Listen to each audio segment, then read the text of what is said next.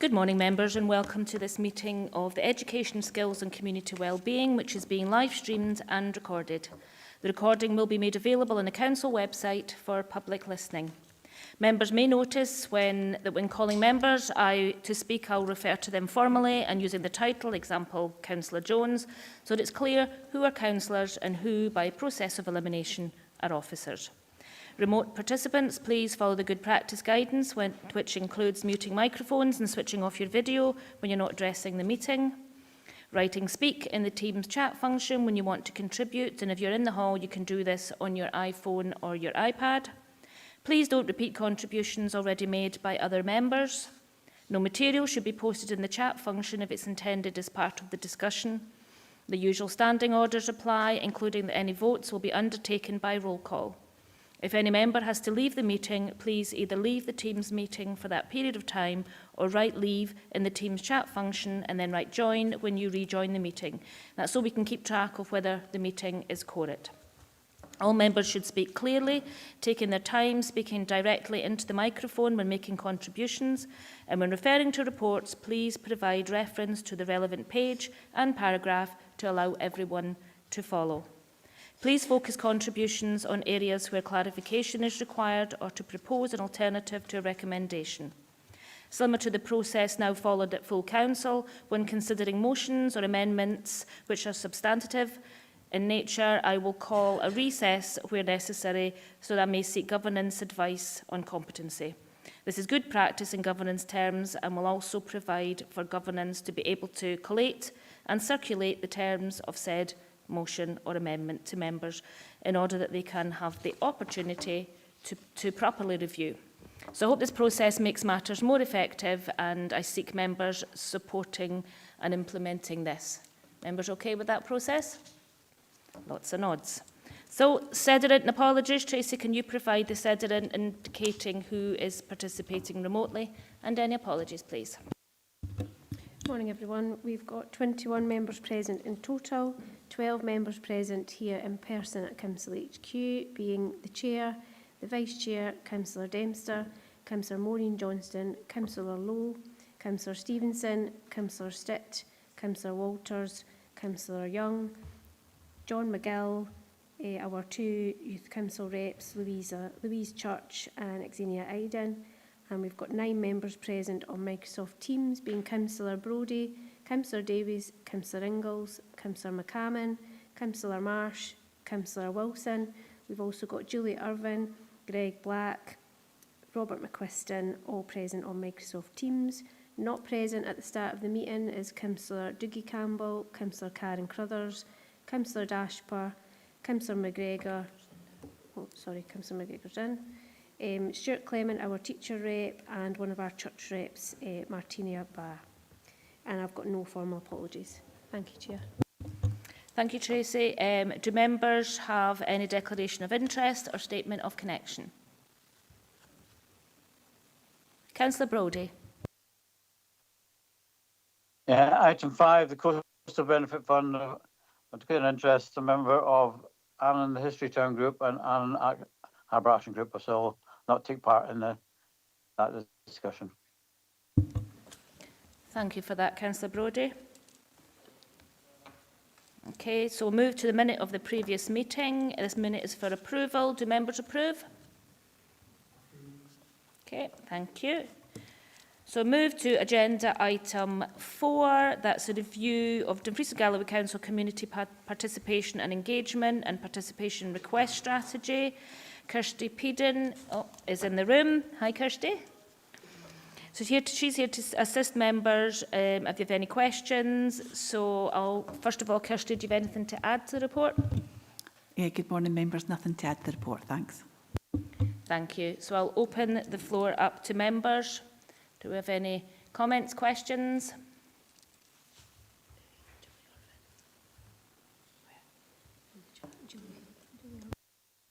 Oh, Julie Irvin, do you wish to come in? Yes, thank you.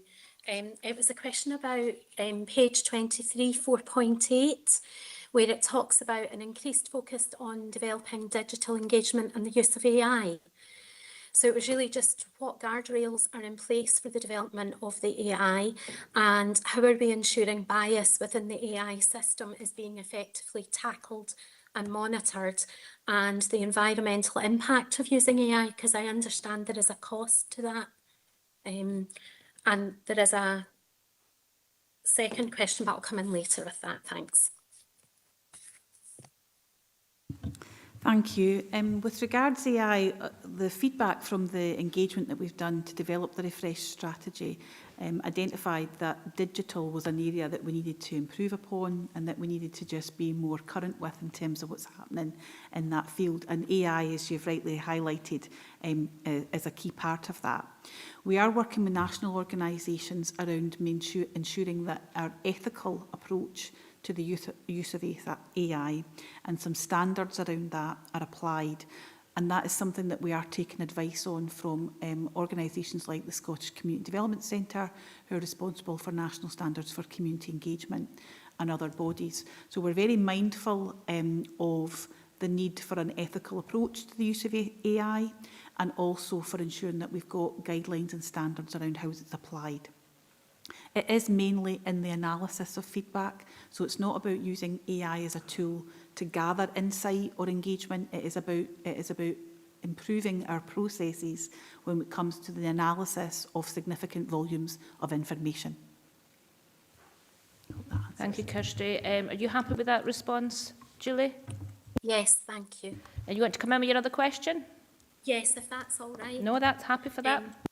So it's on page 24 and it's 4.8 when it talks about planning and scheduling of participation engagement. So I wondered how the programme of policy and strategy reviews will be incorporated across council services. So will this become the responsibility of one council officer or department with oversight, so that the whole programme is being monitored? Thank you. Again, it's something that we identified following a review of the existing strategy that was an area for improvement. It is challenging, as I suspect you may have your own experience of that, to try and corral sometimes departments, directorates in terms of planning the engagement that they're about to undertake. Often, council services have to react, whether that's to a change in national policy or a local issue that's come up, and therefore the need to carry out engagement. And we've tried within the council and indeed across community planning partners to calendar that and programme that more effectively, and it is something we will continue to work hard to do. It's not the task of one officer, it is across all directorates, but we have key links that we work generally very closely with in each of the directorates to make sure that wherever possible we can plan and schedule engagement activity jointly. And we will try to improve that through the training that we offer and support we provide to the other directorates. So it will be a key element. We'll be looking at training and support, guidance to ensure consistency of quality and approach, and the scheduling and planning of engagement activity to try and improve that for those who we're engaging with. Thanks, Kirsty. Are you happy with that, Julie? Do you feel assured by that response? Yes, I do. I have a further question, if that's all right. No, you go ahead. So it's on page, well, this is just a comment, page 25, the impact assessment. When I tried to open the link, I couldn't get to the actual impact assessment, and I wondered if we could have impact assessments as appendices rather than a separate web link. My actual question is about page 31, and it was about the strategy purpose. So it states, we believe in working with communities, not doing things to them. Central to the approach is commitment to empowering people, place and communities. My question is, is that actually feasible? Because decisions are made by council committees and these impact communities across the board all the time. So does that mean that every single decision is then going to have to be consulted on? And could that potentially mean the reversal of some decisions that have been previously made? So altering decisions that are made, I'm in particular thinking about school partnerships at the moment, because obviously that's the big thing that's being brought as part of the papers today. But is there not a real danger there for you as the council that decisions you make could be overturned? Just wondered if I could get a bit of clarity around that. Thank you. Thank you. Lots in that, and I'll take the note on the impact assessment. Thanks for that feedback. With regards to decisions being overturned or made, the strategy is indeed ambitious in terms of the way that we want to work and continue to work with communities, which is indeed in both our corporate plan and one of our commitments.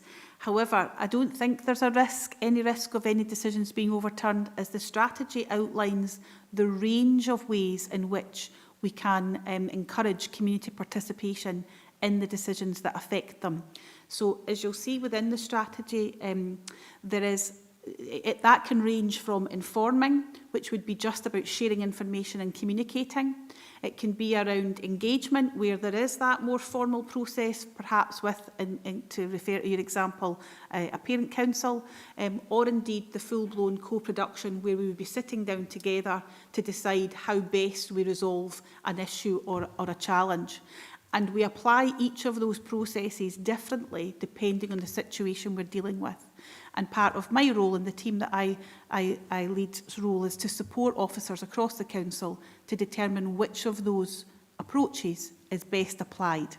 So sometimes there's statutory processes in which it's very legal and the rules exist, and other times there's a bit more flexibility, and that's where the community participation strategy will give us guidance. Thanks for that clarity, Kirsty. Are you happy with that, Julie? Yes, I am. Thank you. Thank you. Vice Chair? That was a really good explanation, and I encourage everybody, including members, council directors and all the rest of it, to encourage stakeholders to understand the different levels of consultation and the structures behind that. Ultimately, we need a desire communities to have a say in things, to inform, but we need to know the level where that, whether it's at the top end, it's a compulsory regulatory consultation. At the bottom end, it's engagement. As leaders, we need to ensure that we are actually listening and acting upon it. So there's a dialogue, and everybody understands why decisions have been made ultimately. In my past jobs, I've been involved with both writing consultations and responding to them, and it's not the numbers, it's the value and quality of the responses that make the impact. But we as the council have to give confidence to the communities that this is not a paper exercise. Equally, the people that are being consulted and responding must realise it's not a referendum. It's a process of getting the right outcomes. And ultimately, that's what we want, the right outcomes. So I think clarity on the different ways of consultation, engagement, I think that's really important so that folk understand, and we're encouraging people to come forward with their views and lived experiences. So you explained it really well, but I just want to emphasise that it's really important that we have a full understanding of the process. Thank you. Thanks, Vice Chair. Good added value to that. And thanks again, Kirsty. John McGill? It was just to pick up on the point that was made by Julie around the use of AI when it comes to consultation for crunching the data, to kind of put it bluntly. There have been a number of national consultations within Scotland and one across the UK, which is currently out and due to finish at the end of this month. The transferring of personal data when using AI is a serious problem. If you use their products, you are essentially allowing personal information to be transferred to large tech companies under that use. I was wondering what, again, going back to the idea of guardrails, but what warnings and barriers are we putting in place by saying we're using AI, that people's information, whether it's youth information, adult information, or vulnerable adults information, are we actually,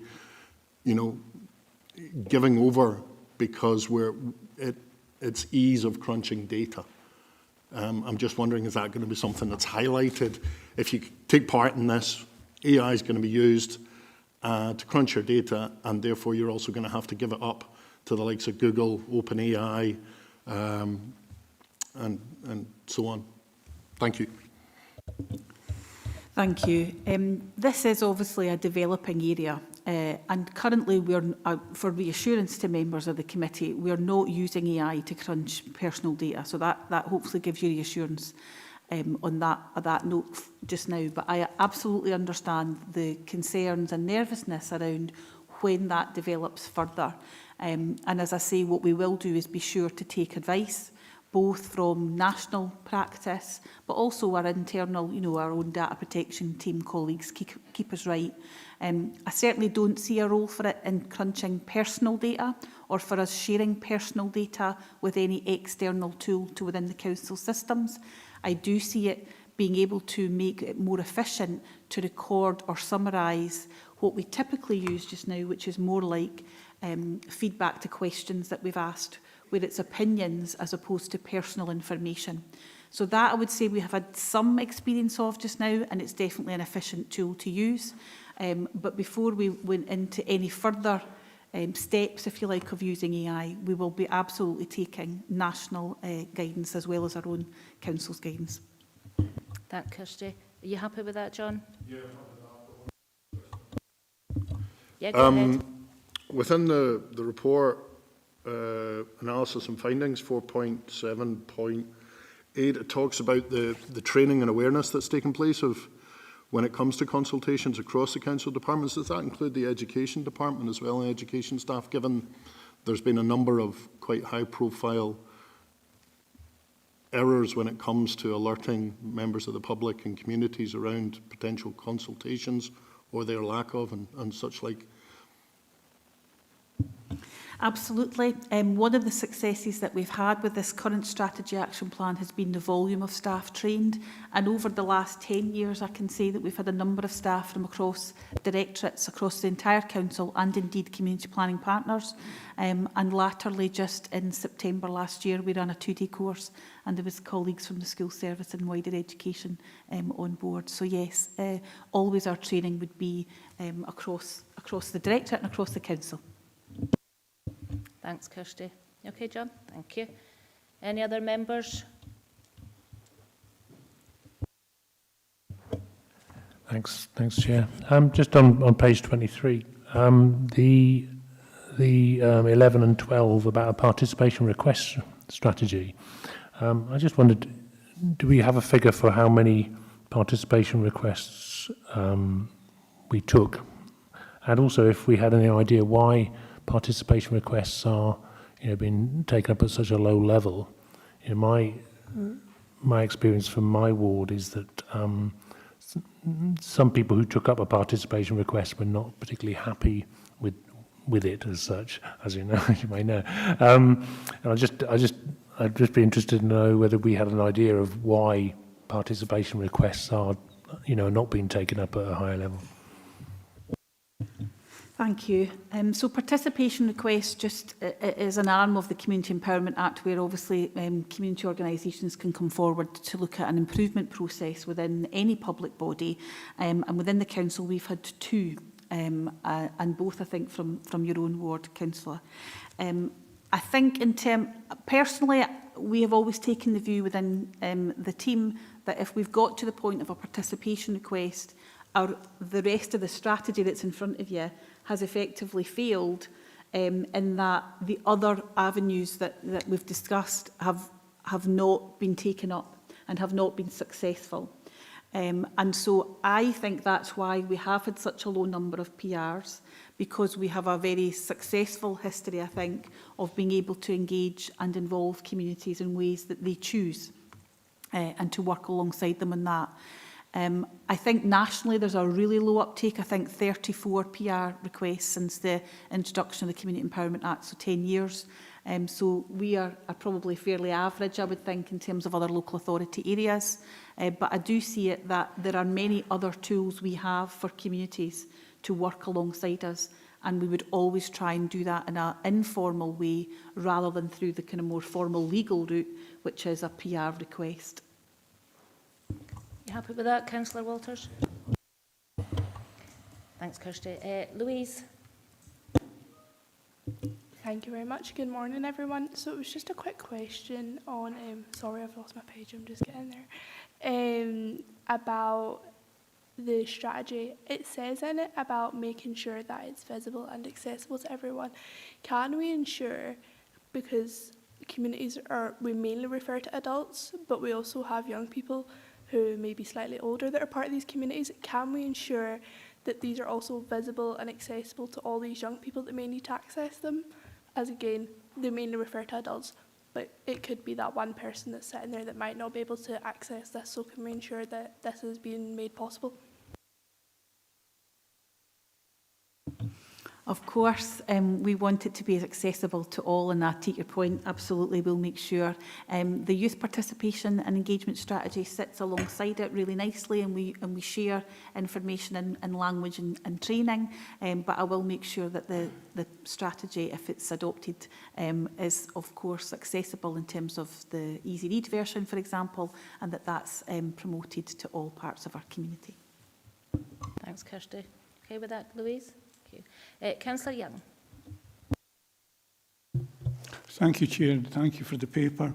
There's understandably been a lot of emphasis on digital community engagement, and I can understand why this sort of dominates the paper. Can I have consideration that paper-based consultations and face-to-face consultations will still be as valued as digital consultations? Thank you, Kirsty. Absolutely, Councillor Young. Our starting point tends to be the in-person and the digital as an addition. I understand that that is moving and changing, and it has certainly since the last strategy was written, but there will always be more than one method, and so there'll be an online and indeed if it's hard copy or in-person as an alternative. The inclusion and making it, as the earlier speaker mentioned, more inclusive is something that has come through and that we are learning from, and we are working with Disability Equality Scotland, who's about to provide some training on the inclusion stuff, and that is very much always focused on in-person and hard copies being as an accompaniment to digital. So yeah. Happy with that? Okay, any other members' questions, comments? No? Thank you, members. So members are asked to, one, note the research and evidence which has informed the analysis, findings and recommendations as summarised in paragraph 4.5 and detailed in Appendix 1. 2, consider the analysis and findings summarised at paragraph 4.7. 3, agree the recommendations set out at the paragraphs in 4.8, subject to any additions or amendments identified at the meeting. There were no additions apart from the impact assessment appendices. So agree the updated community participation strategy as referenced in paragraph 4.9 and detailed in Appendix 2, and note the implementation, performance reporting and related issues as set out in paragraphs 4.10 to 4.16. Thank you, Kirsty. So we'll move to agenda item 5, Dumfries and Galloway Coastal Benefit Fund report. We have Derek Hextall online. Good morning, Derek. Do you have anything to add to the report? Yeah, good morning, Chair. Good morning, members. If I may just highlight again to members the minor scoring correction that I recently circulated by email, and just to confirm to the committee that this is in relation to the match funding score for project number 047, which is Annan Bowling Club. The correct score for confirmed match funding as detailed in Appendix 2 on page 199 of the report, that's the second box in the table, should have scored 10 points, not 8 as detailed, given the application an updated score of 67.8 and not 65.8. But just to confirm to members that this adjustment does not affect the current allocation recommendations we are making to members today. However, the corrected score would place this application at the top of Table 4, and therefore, should further funds become available, this project would be the next project to be supported. So apologies to members for this error. I understand through governance that this will be updated as an appendix to the minute. And with that update, Chair, I'm happy to answer any questions to support members. Thank you for that, Derek. So we'll move to members. Anyone have any comments or questions for Derek on the paper?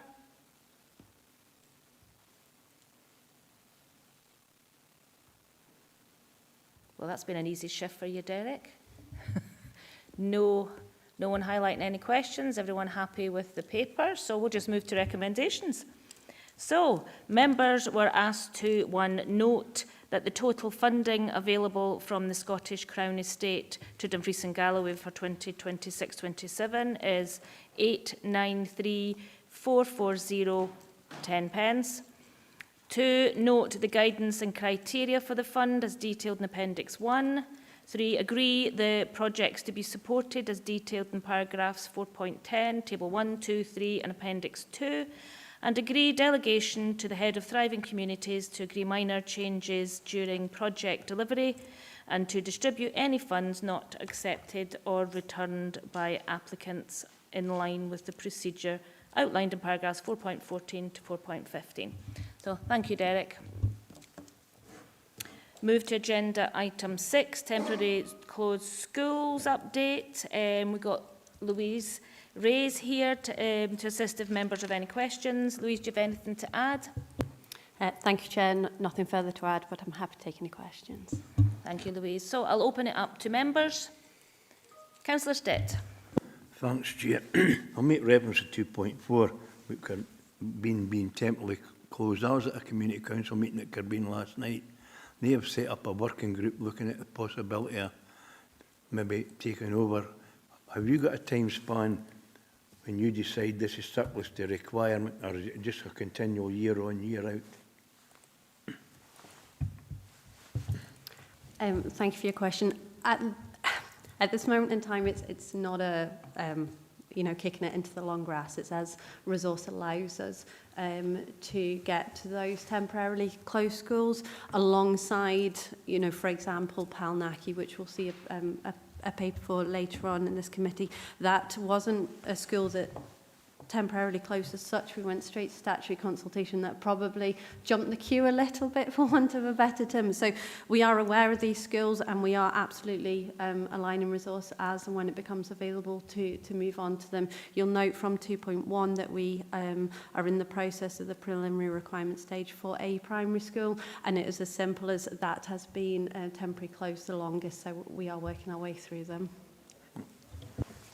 Thank you, Louise. Do you happy with that, Councillor Stitt? We have Julie Irvine online.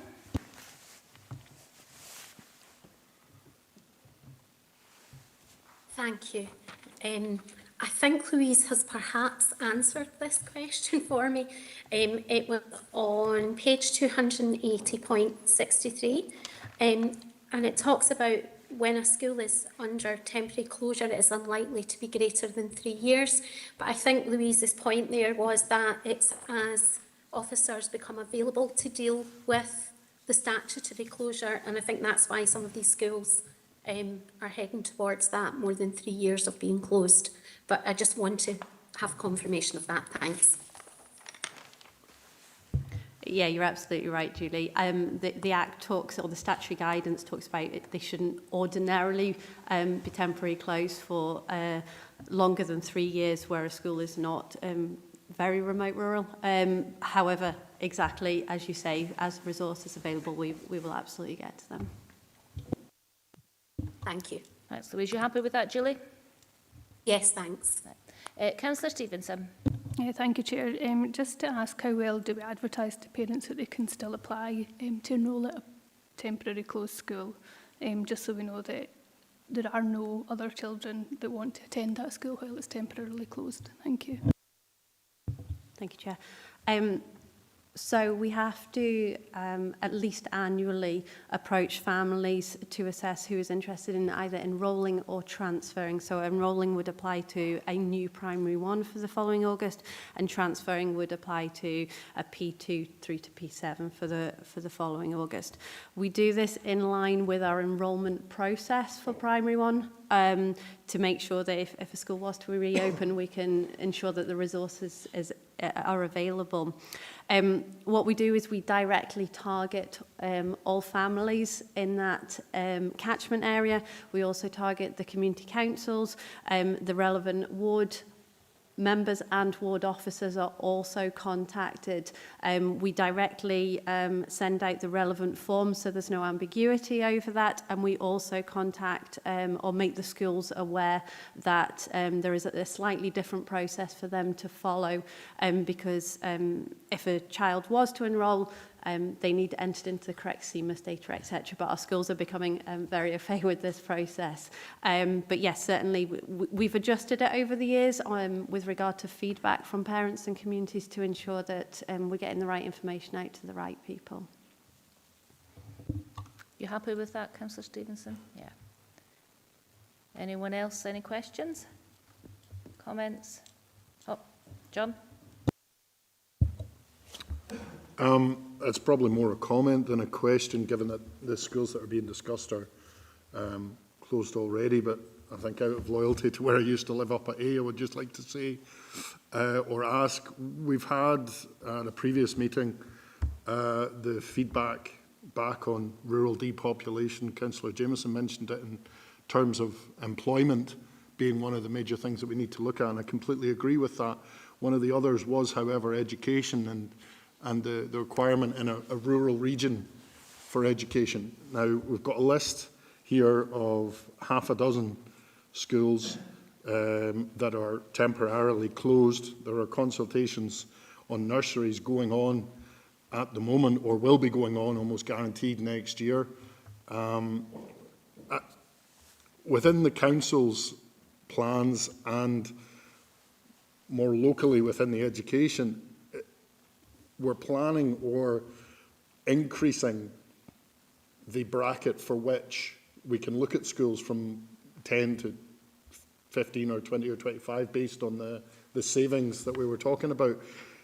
It kind of seems a wee bit contrary to the depopulation information that we've got back from consultants around the urgent issues we have, yet we're still, you know, are we concerned about the schools that are closing in comparison to the depopulation argument that is happening?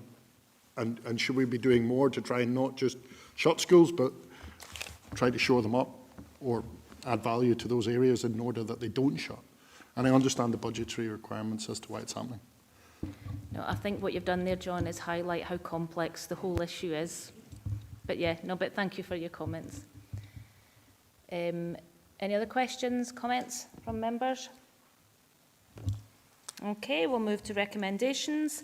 Members are asked to note that a primary school will remain temporarily closed for the academic session 26-27 as detailed in paragraphs 4.7, and the officers have commenced the preliminary requirements phase of the Schools Consultation Scotland Act 2010. The Borg Primary School will remain temporarily closed for the academic session 26-27 as detailed in paragraph 4.5. The Hotsbridge Primary School will remain temporarily closed for academic session 26-27 as detailed in paragraphs 4.5. That Kirkbean Primary School will remain temporarily closed for academic session 26-27 as detailed in paragraphs 4.5. That Tundergarth Primary School will remain temporarily closed for sessions 26-27 as detailed again in paragraph 4.5. And the Update Scottish Government Schools Consultation Scotland Act 2010 statutory guidance as detailed in paragraph 4.8 and in the appendix. So thank you, members, and thank you, Louise. So we move to agenda item 7, surplus property, Carshfairn Primary School. Louise again here to assist members. Do you have anything to add to this report, Louise? Thank you, Chair. No, nothing further to add. Thank you. So open this to members.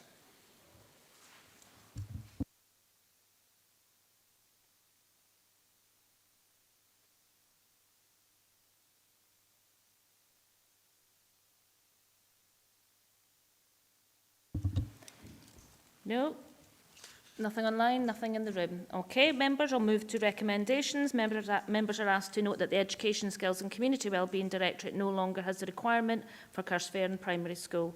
Note the 5 policy intent themes contained within the Council's disposal and acquisitions policy, included as background papers to this report. Note the background, history and current position regarding Carshfairn Primary School, and agree Carshfairn Primary School as noted at paragraphs 4.1 to 4.3 and shown in appendix. And in the appendix is surplus to the requirements of Education, Skills, Community Wellbeing Directorate and should now progress through the disposals process. Thank you. So we move to agenda item 8, surplus property, Polnackie Primary School. So we got Kevin Williamson. Morning, Kevin. So he's here to assist members. And do you have anything to add to the report? Morning, Chair. No, nothing to add to the report. Thank you. Thank you. So I'll open this up to members.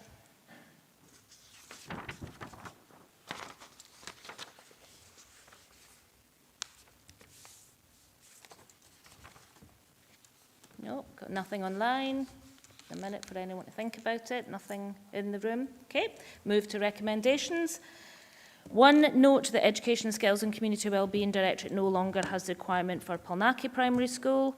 Note the 5 policy intent themes contained within the Council's disposal and acquisitions policy, included as background papers.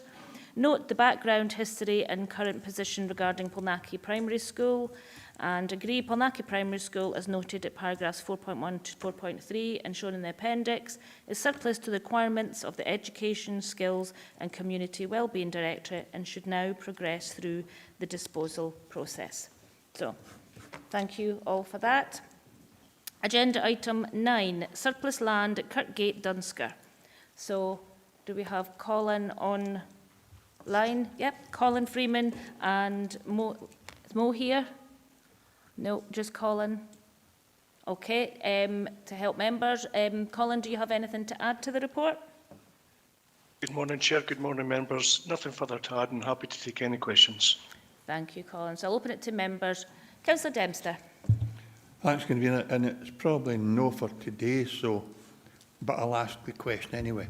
It's in my ward. I've been contacted by a member of the public who's hoping to submit an application to purchase this piece of land. And it's been sitting, I think, with some directorate for a considerable length of time, and I think that gets into over a year. And given that we have a council a policy that says we need to, or we should dispose of land that we no longer require, is there a way we can accelerate the process? Because it seems an extraordinary length of time for the small piece of land and this occasion that's up for sale. So it's no for today, and I can get Colin offline. I'd just like to know how long in general it takes us when we identify an asset to get to a stage where we can sell it. So it's maybe just alerting Colin that I'll speak to him offline, because we're only agreeing to dispose of it. We're not discussing the merits of the disposal, and I would support the disposal today, Chair, and I'll catch Colin offline. Thank you, Councillor Dempster. Members, any questions?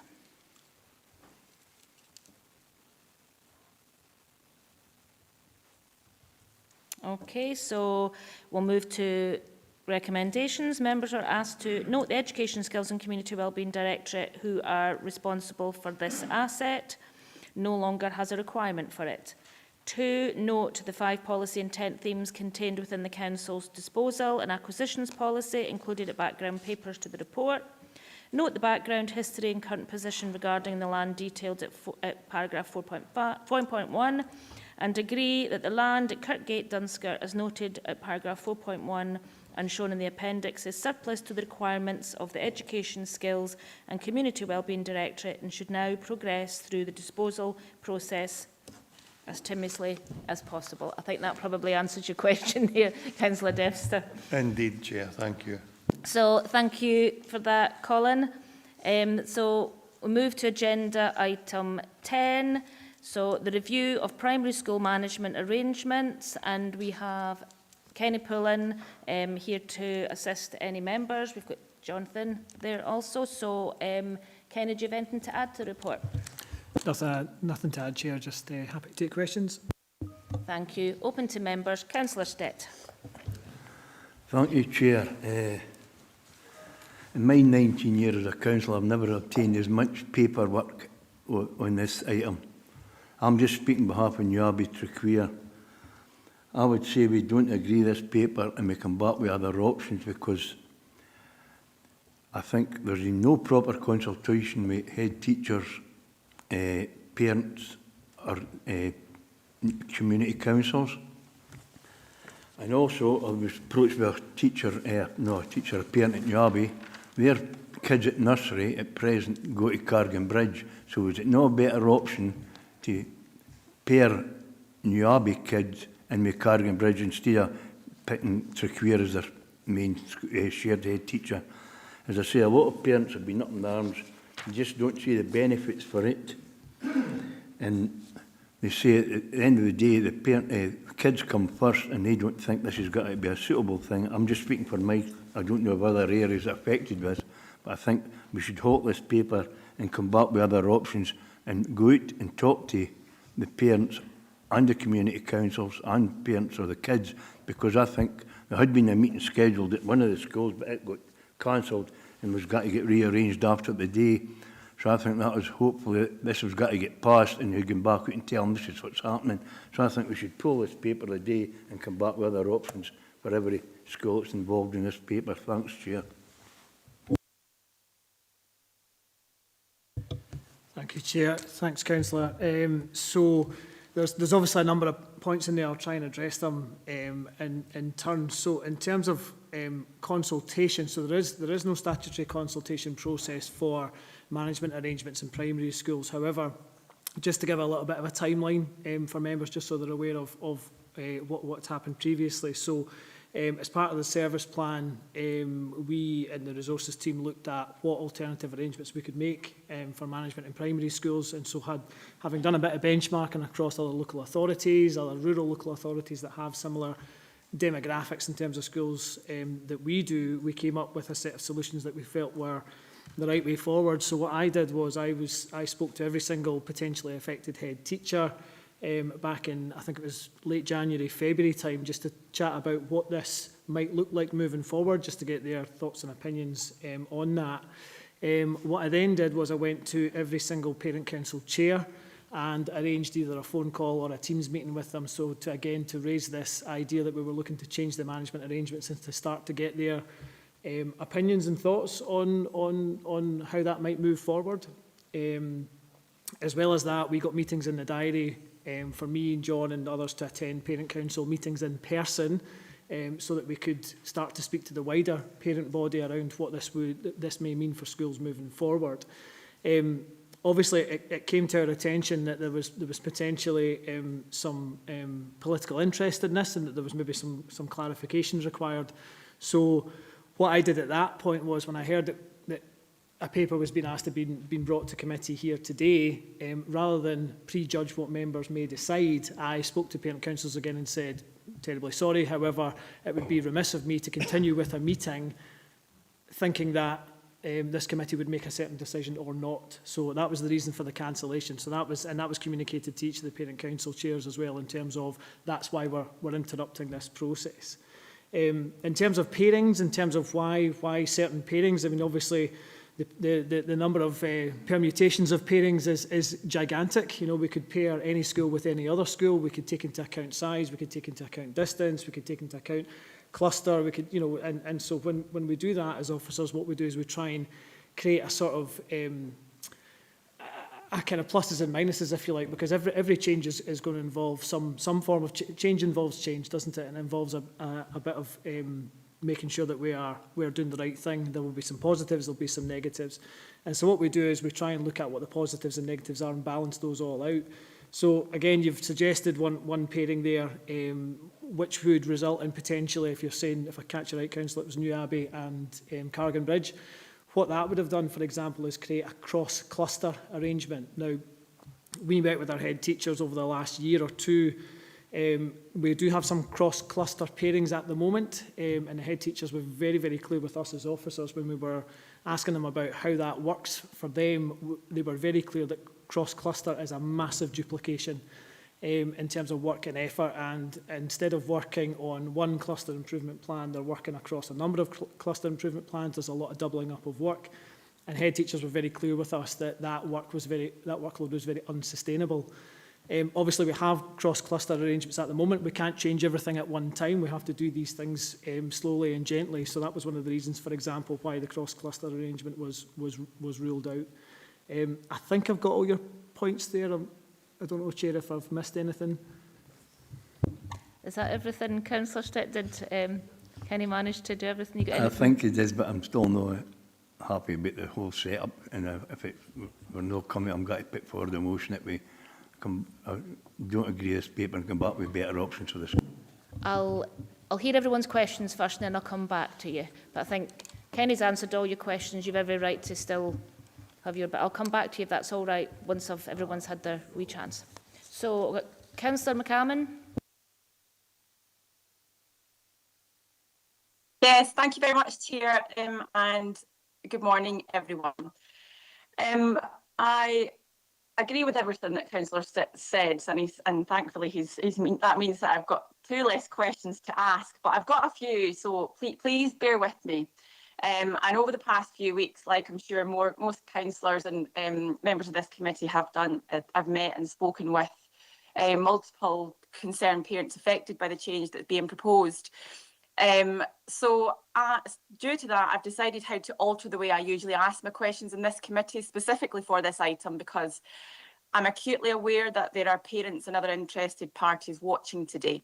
So therefore, if I ask anything that is detailed in the report, then please understand I'm doing so for the benefit of those watching.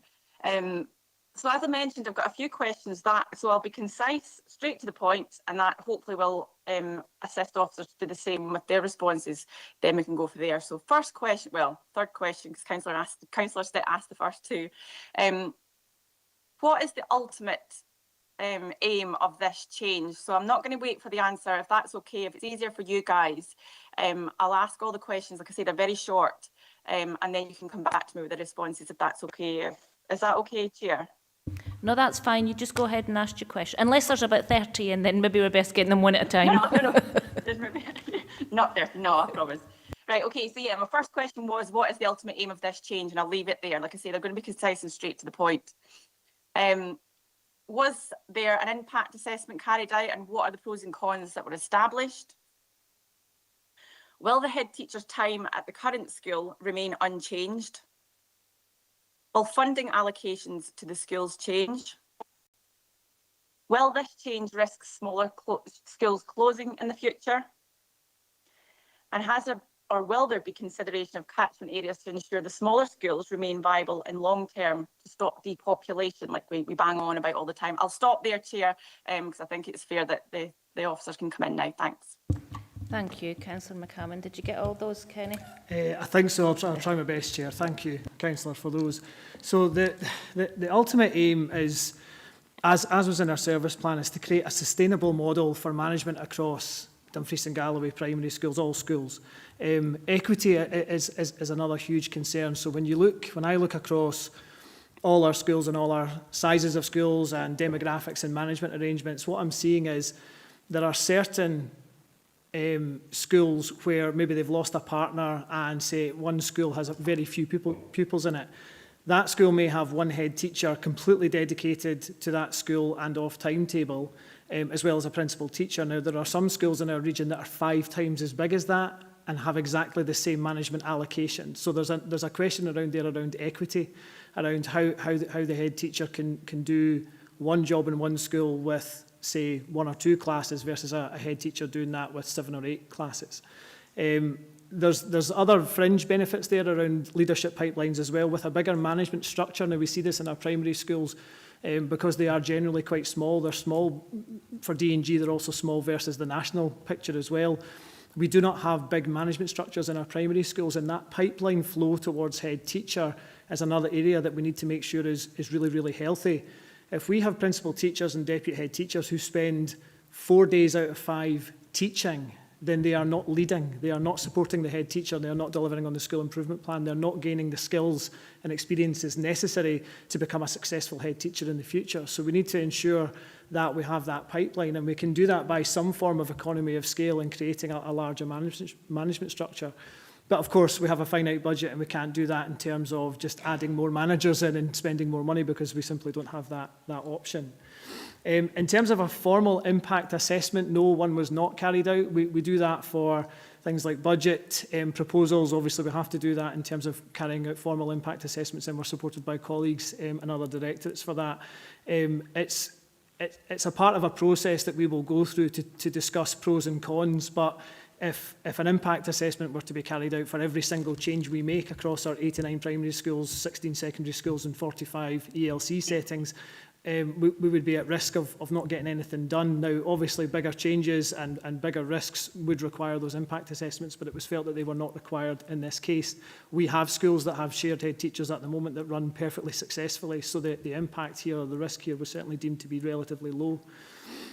In terms of the head teacher time across schools, again, clearly if you have 2 schools versus 1 school, then you have to spend some form of time in one school and another school. So ultimately the head teacher time will change. Again, we have that situation in D&G where some head teachers have 2 schools. We obviously had a situation previously, as some members will know of, where we had triples. We had a head teacher spread across 3 schools. I'll take that point, as you'd asked about the funding allocation as well. So if I take those 2 points, the head teacher time and the funding at the same time, one of the things that we were doing in the background was looking at different funding models for the management structures in schools.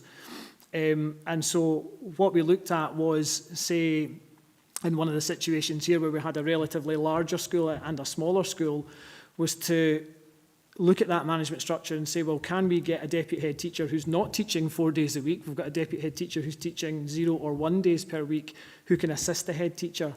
Line 1 of the description of a deputy head teacher's job description is to deputise for the head teacher. And as I talked about earlier, the pipeline that we're trying to create there is to give our promoted staff, our principal teachers and deputy head teachers experience at leading and managing settings. So a deputy head teacher and supplemented time for principal teachers was one of the costings that we did internally to see, is this going to be feasible? Does it cost us less? Does it cost us more? Does it cost the same? How much management time could we give to those promoted staff? And so we came up with a model that seemed to fit the bill there, and that was discussed with each of the head teachers as well around what that might look like moving forward, in terms of you have responsibility for 2 schools, you have a non-teaching deputy head teacher, you have a principal teacher with increased management time. How might that work? That was part of that discussions that we had with head teachers and leaders at that time.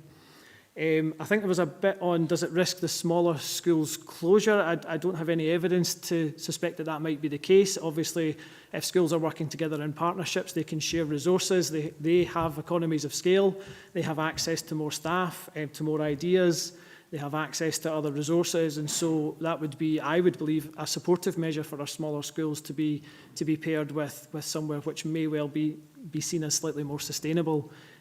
We certainly don't see that at the moment. There's always movement between our schools. Numbers go up and down across schools, and whether they're partnered or not, there isn't anything that says partnered schools do worse than our other schools that are not partnered, other than they're starting from a smaller start point, because that's why they're partnered.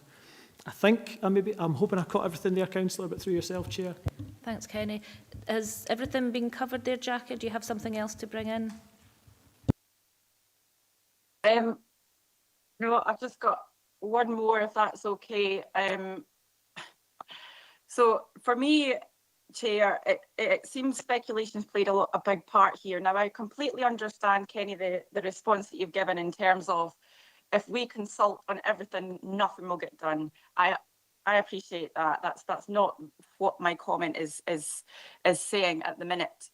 But given the anxiety that this item has created within the families, can we say that lessons have been learned here in order to consult the parents and the community in the future, should similar issues arise? And also, what if this doesn't work? How are we going to measure that?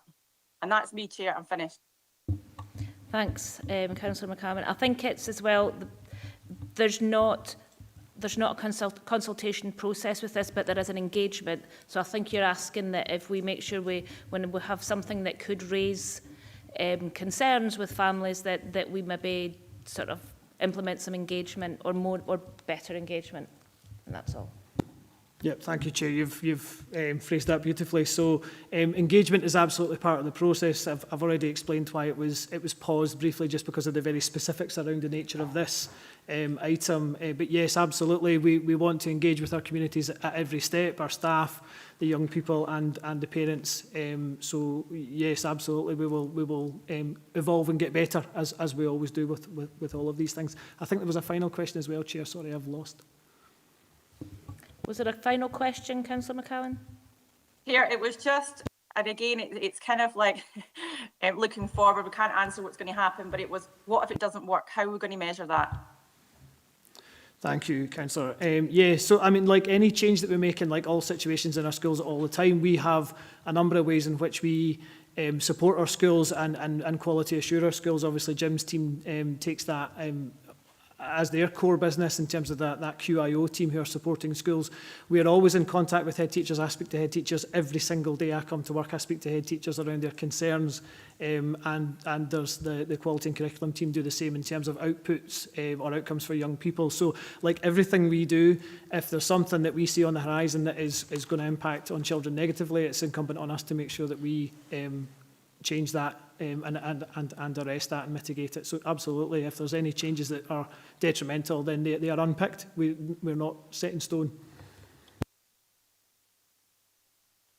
Thanks for that, Ken. Are you happy with that, Councillor McCammon? Yes, thank you, Chair. Thank you. Councillor Wilson. Oh, thanks, Chair. Councillor McCammon's actually asked most of the questions I had written down, so but I would like to second Councillor Stitt's motion. I do think we need to be doing far more engagement. I've said a number of times in this committee that we need to be ensuring that we take our school communities with us when we are making changes. And I also have concerns on how much pressure is being put on our head teachers. I've been a parent of school children for over a century now, and the job has changed over that time. And head teachers are regularly reporting that they're working over 50 hours a week already. So happy to second Councillor Stitt. Thank you. Thank you, Councillor Wilson. I'll come back to you when I go back to Councillor Stitt and hear his motion. I'll come back to you if there's a necessity for a seconder. So. Julie, I think Julie Irvin now, please. Thank you, Chair. On page 329, 4.7.2, it talks about how this is a way of increased access to resource, so the staffing, physical environments, curricular opportunities, wider opportunities for diversity, etc. As a primary teacher with lived experience of both being a partner in a partner school as a member of staff and in a school that was later departnered, how? Because my experience was transport between schools is extremely difficult. It costs a lot of money to move children between schools, to do sharing of grounds, resources, etc. If you're asking staff to move between schools, there's a cost there as well. So I'm not convinced that that is a particularly strong argument for this. Also, the contexts of the schools, especially between a smaller and larger school, can be very different. The needs of the school can be different, and balancing of additional needs, of which we know there's increasing numbers, can be problematic. I get where you're coming from with the DHT PT being able to give a better pathway, and I would welcome that, but I'm not convinced that this is necessarily the best way of doing it. So that's my first question, is how.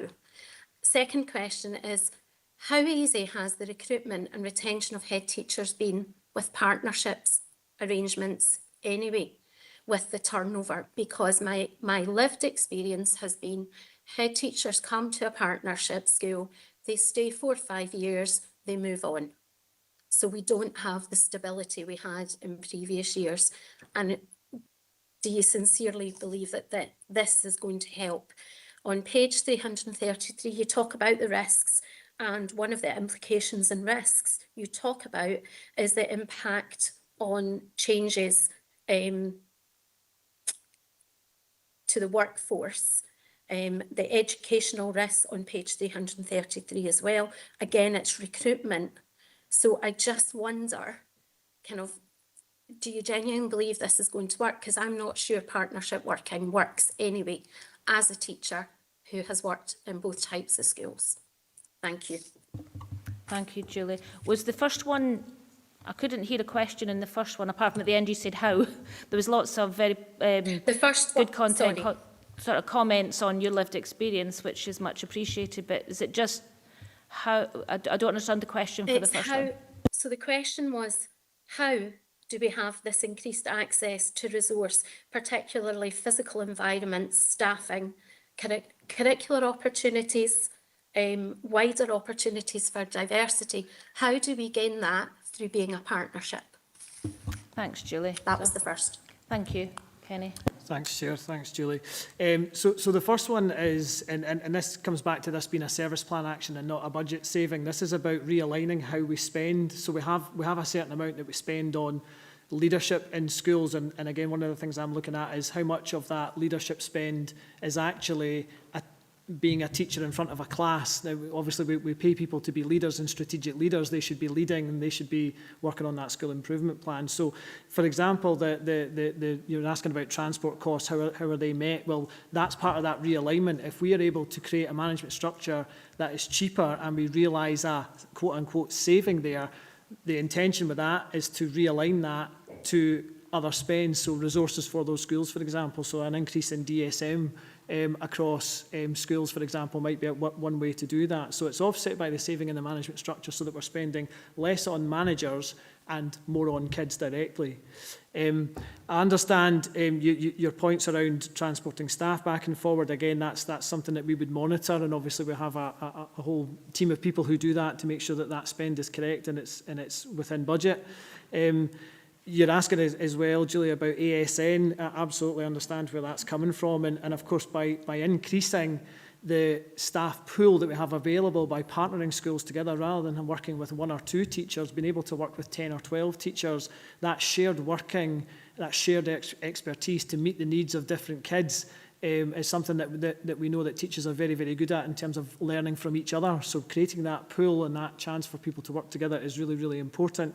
I believe it's part of the school estate strategy as well, about creating schools and partnerships of a minimum size to facilitate staff being able to meet together and to discuss pedagogy and meeting needs of young people.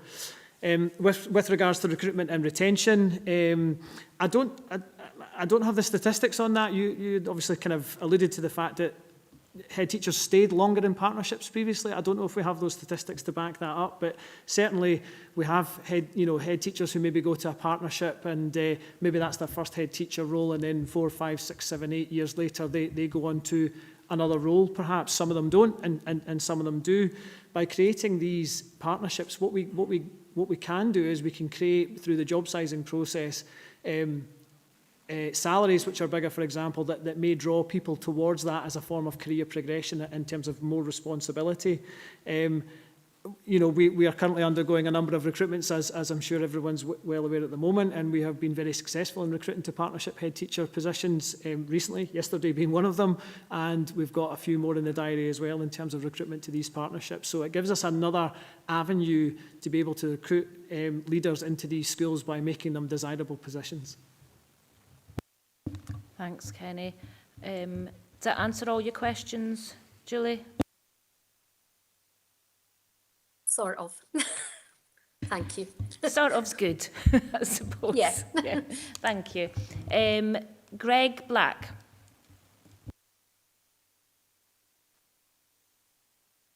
Yeah, thank you very much. I was a bit slow off the draw of getting my hand up. I think a lot of what I was going to raise has already been discussed. But just to remind everyone, I'm one of the co-chairs of the Regional Forum for Parent Councils. So again, as elected members have said, we have a wealth of information that's been shared by parent councils and parents from some of the affected schools. I think I would really encourage officers to seek to engage with that information. Whatever the decision is today, I think that would give you an insight into what the concerns are, and hopefully how you can mitigate those concerns and things as well. Particularly of particular note was that disparity between the, if we're looking at the New Abbey situation, for example, was the difference in size. Now, we've had some discussion on that, but I just want to emphasise that was a particular area of concern. Partnering at two schools of very different size. Now, you have responded to that question. A second point of note that built on that was partnering within a cluster, and then what is the options, or what is the the examination of partnering out with that cluster, where there is some maybe community links or other links. For example, with New Abbey, again, Carrigan Bridge, a lot of the children, or most of the children, go to nursery facility at Carrigan Bridge, for example, so there is already that kind of link. So that was another area that parents were kind of raising. So again, you have responded to that, but I'm just wondering if you could just give us a bit more reassurance that those kind of links have been considered in this, and it's not been a purely cluster-based partnership decision, because the parents are very keen to emphasise those existing links. And again, just to round that off, I would really encourage you, through ourselves, we can provide the contact that we can share this wealth of information that the parents have pulled together themselves. I think that would be really valuable for whatever happens next year. So, thank you. Thanks, Chair. Thanks, Greg. I'll just take that last point first. I think I've received that. I think that's a short report, quotes from parents and various other things. So that's already come our way. We absolutely have that in our possession, but thank you for the offer. Again, I'll not repeat points already made. Obviously, we had begun engagement with parent councils, and I had already heard some of the concerns that they had around, and some members have raised today some of the points that I've heard already about the location of the head teacher. Where will he or she be during the course of the week? As we know, head teachers are not in school 100% of the time. They go to meetings, they go to training, they have cluster meetings, whether it's single cluster or dual cluster, where they're not in the premises all the time. So it was certainly a part of that process, that we were looking to meet with the wider parent council and to discuss exactly what that looks like. It's change for those parents and kids, I understand that, but again, it's not anything so radical that we've not seen before. And again, just to address the other point around the mismatch in size, I did a bit of benchmarking with colleagues across Scotland who are similar. For example, Argyll and Bute do something like this as well, where they have quite differently sized schools, and it's managed in a really successful way there. So we're not looking to do anything that's completely off-piste or untried. This is coming from a place of knowledge. Again, we absolutely take on board the points about the nursery transition. Again, we have kids across Dumfries and Galloway who go to one nursery and go to a different primary school. So being at a different nursery from the primary school that the young person goes to, it doesn't preclude any transition work being done there. That can still be done. I understand that's one positive, that if the nursery transition is there, I don't know if every single young person from that nursery goes to that school, goes to New Abbey School, for example. I don't know if some of them maybe go elsewhere. Again, we can't know 100% of that information. I can certainly go away and have a think about that and look at that information as well. But no, there were a number of, as I said earlier, we could partner any schools. We have two small schools in this paper which are being proposed to be partnered with a bigger school. We could have put those two small schools together. They're equal in size, but they're miles and miles and miles apart, and they're in different clusters. So again, we just had to bring all that into some form of, I'm not going to say metric, but an idea that we were looking at all those trade-offs, and it certainly wasn't just, let's just pick the first option because it's the easiest. It was, let's pick the best option for the young people.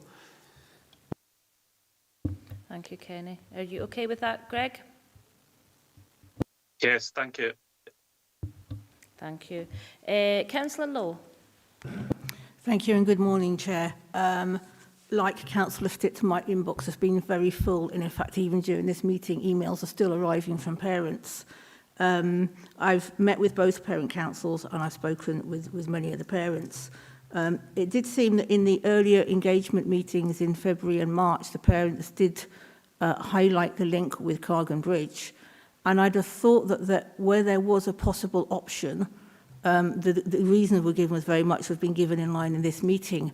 But actually, if there were suggestions being made, at what point a further option should have been chosen to do the similar engagement with Cargan Bridge, to see how they felt. There'll be parents who have children at both New Abbey and Cargan Bridge between nursery and P1 to P7.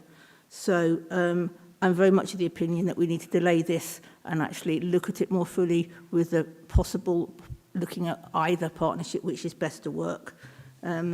This is typical of the kind of thing I'm receiving. So we're talking about the lives of children here and getting it right. Councillor Lowe, do you have a question? I'm not. It's not a question. Well, actually, so the question is that when the parents at the point are saying, but we normally are more closely allied to Cargan Bridge, should that not have been explored more at that time? I think Kenny already answered that. There was everything was explored, and this is what the director believed was the best outcome. We all understand the parents' concerns, and this is what our members are raising today, and this is what we're discussing today. I want to add very respectfully, and I'm really, admire members' questions because they're relevant and it's what we need to hear in the committee. But we've already addressed that, but we can't read out constituent correspondence. That's not good. So can we... Councillor Stevenson. Yeah, thank you, Chair. One, just to thank the parent councils, community councils and everybody else that's reached out to all us elected members to tell us what their thoughts are. A lot of them have actually done their own consultation in their schools and reached out and heard the views of parents within that school. So thank you to them for putting in the legwork.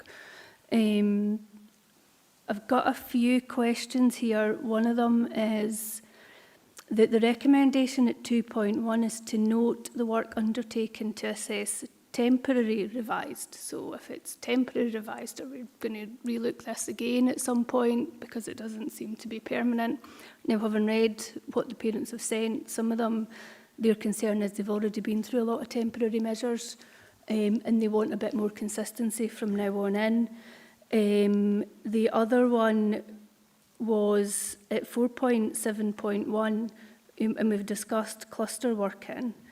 However, it does say where possible, the preference would be for cluster working. So there is a possibility there that we can look out with that as well, which seems to be what the parents are asking for. And you mentioned that you had benchmarked against Argyll and Bute Council, but what other councils have been benchmarked against, just to see what the result of that is, because I don't know how Argyll and Bute, how effective they are, or any, we've not got that information here in front of us to know if we're following something that's been good in another council, and that's the route we want to go down.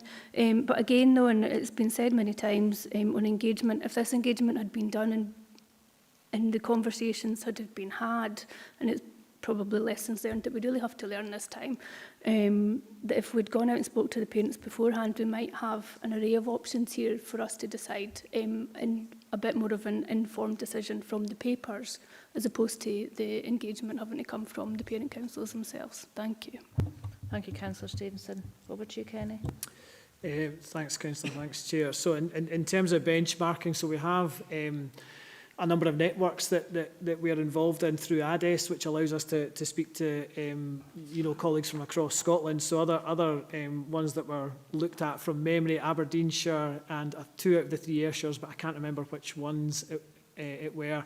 Plus other that was direct conversations with central staff in those regions, but also we look at all the statistics for schools and sizes and management arrangements are available online, and there's a bit of research done there as well around trying to find similar demographics where there's a small school, with less than 50 kids in it, what's the arrangement there? So we did a bit of kind of ad hoc, if you like. It feels like it was maybe a bit random, but it was just to give us a sense of where other local authorities were going there.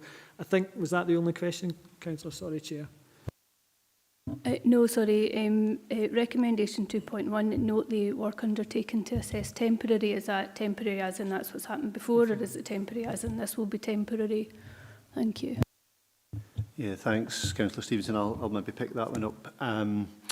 And it maybe picks up on the point that Councillor McCammon made earlier on as well with regards to the evolving school estate, and we know that things are changing all the time. Earlier in the committee we had the paper on the temporary closures, or schools that are closed, temporarily closed, and the work we need to do to address that. I think we recognise in this committee that we are in a state of flux at the moment, and again, Ms McGill's point about rural depopulation and what does that mean in terms of trying to create a sustainable school estate, which is clearly what we want, and we want our communities to benefit from that sustainable school estate.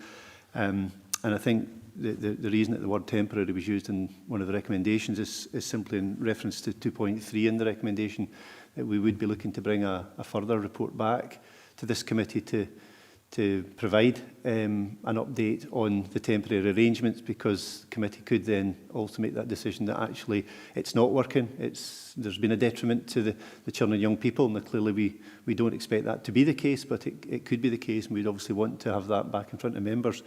But also I think the fact that because things are changing so quickly, we know that again this year, we know that some of our pupil numbers will be critically low in some of our smaller schools.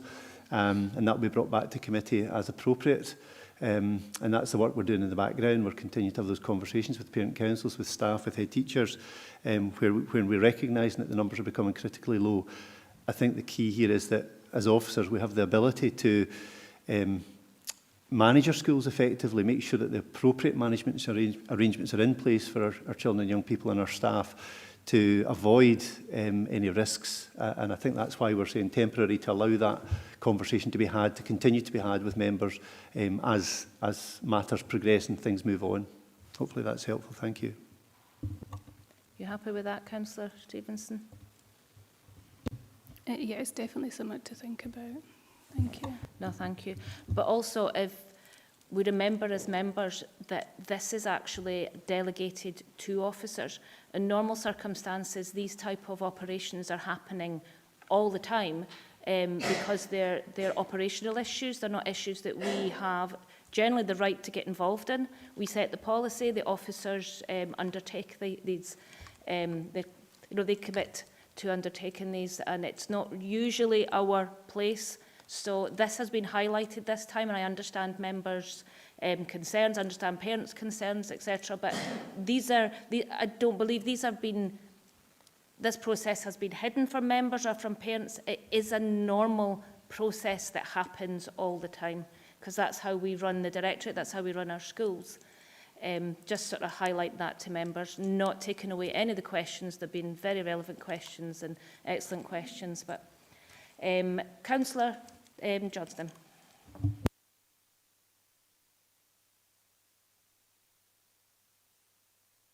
Thank you, Chair. Sorry, I couldn't see it there.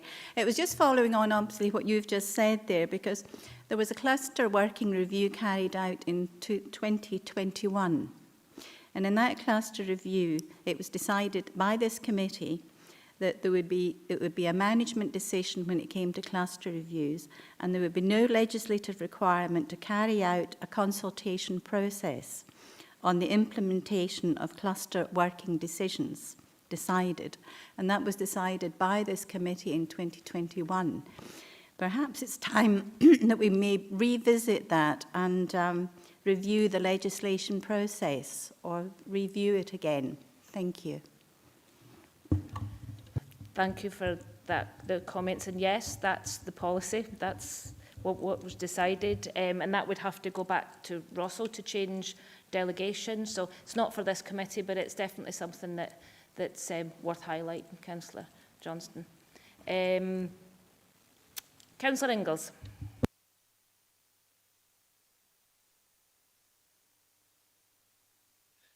Thank you. Good morning, Chair. Good morning, members. Just a couple of quick questions. The first one's around restored capacity. The report states that shared management restores leadership capacity. But for a small school like New Abbey, this likely means the head teacher is physically on site far less often. So how can we guarantee that New Abbey will not be reduced to having a head teacher present only 1 day per week? And how will this restored capacity actually manifest for a parent who needs to speak to the leadership urgently? So that's the first one. The second one is around the middle management workload. The proposal relies on increasing the time principal teachers have to lead. Will these middle leaders be given an absolute ring-fenced non-teaching allocation, or will they still be expected to provide classroom cover, potentially leaving the school with no dedicated leader during the school day?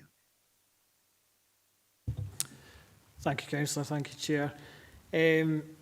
So wherever we have a shared management arrangement, there's always an identified manager in the building at any given time. So in our currently partnered schools, for example, those small schools, if they were sitting on their own, they would not have a principal teacher under normal circumstances. But when they're in a partnership, there's a principal teacher in each school. So the head teacher, can only be in one place at one time. That head teacher might be in neither school because they're, again, as I said earlier, they're away at a meeting or training or whatever. So the structure that is proposed for each of the three proposals that we have today is one that allows there to be an identified manager in both schools in that grouping at all times. And again, we have that situation at the moment with currently partnered schools. You've asked as well about middle management ring-fenced non-contact time. That's exactly what we're doing. We're looking at that non-teaching element, and that's built into what we call the school's workbook. I'll not go into the minutiae of that, but that's an allocation of FTE which allows all classes to be taught throughout the entire week, plus a management allocation as well on top of that. So that is given to the school, and that exists every single week. Yes, there will be the odd bit of cover required here and there, especially in those winter months when people get ill, and that happens in every single school and every place in Scotland where there's a little bit more flu going about or sickness going about. But there is absolutely ring-fenced non-contact time, and that's part of that fringe benefit that I was talking about earlier about letting leaders lead and giving them time out of the classroom to make sure that they are undertaking the tasks of leaders in schools, therefore getting that experience and learning through their career progression. You happy with that response, Councillor Ingalls? Yeah, thanks for that, Chair. Thank you. So, any more questions? John? Thank you. Shared resources. When you have two schools of such different sizes, I think it's right that parents have raised the point around shared resources in terms of bringing classes together across a cluster. This happens in the likes of Brown Hall and Calavrock as two smaller schools. They were able to bring people together to actually share resources. When you have a small school and a school that's considerably bigger, such as Trequeer, it's been highlighted by parents that the ability to bring a group together to do a common teaching exercise or share educational benefit, so to speak, that is impossible given the numbers that you're trying to move. The second question is upper limit. Kenny's spoken very well about the mix of things that go towards the decision like this. In terms of number of children, what is the upper limit that you would use before you would say, no, we're not clustering? Example, massive school like Heath Hall. I know that's, so that's my second one. And the final one was around, again, Kenny spoke very well around the ability to measure impact. If I'm a parent choosing a school and I choose not to go to a school where it has that disparity in that cluster, I don't think you're able to measure that impact of popularity around your choice. We can talk about impact when the kids are in the school and the educational impact, but when it comes to me deciding to go here versus here as a parent, that's a decision that's already gone and left the gate, so to speak. So how do you measure impact on that? Thanks, John. I think 2 and 3 were questions. I didn't hear a question at Question one was around shared resources we've spoken about shared resources, but educational impact of you're effectively now putting two schools together where you cannot, the question, do you recognise that it's going to be more challenging to bring the educational benefit when the schools are two different sizes? There you go. Yeah, there's a question. Thanks. Over to you, Kenny. Thank you, Chair. Thank you, John. So I think you'd also asked, John, about an upper limit. So we don't have a figure in our heads that we're saying, well, we're going to limit it to one school being 10 times the size of the other or 20 times or whatever.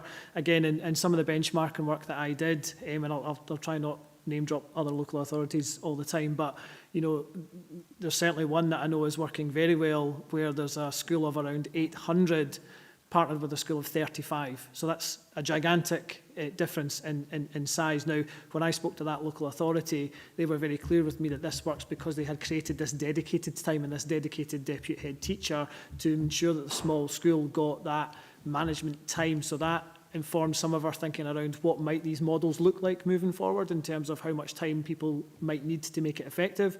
And of course, if you give people infinite time, there's obviously a tipping point where you say, well, there's no point in putting 3 deputy head teachers in place of a head teacher because that costs more money. So there's a point where there's a balance is tipped. And again, I'll go back to that this was not about offering a saving to return to finance. This is about realigning spending and having less spent on managers and more spent on directly on young people. In terms of impact, I think, again, it's probably worth highlighting that in terms of the young person's experience, if we take the young person as the lens by which we view this, their daily life, they are in the same class with the same teacher next year, irrespective of what happens. Yes, having that figurehead and that strategic leader might be different, but that's the same when we change head teachers anywhere, in any of our schools. There's a different person there who may have different ideas, but they've gone through a rigorous selection process and they have the skills and the qualities there.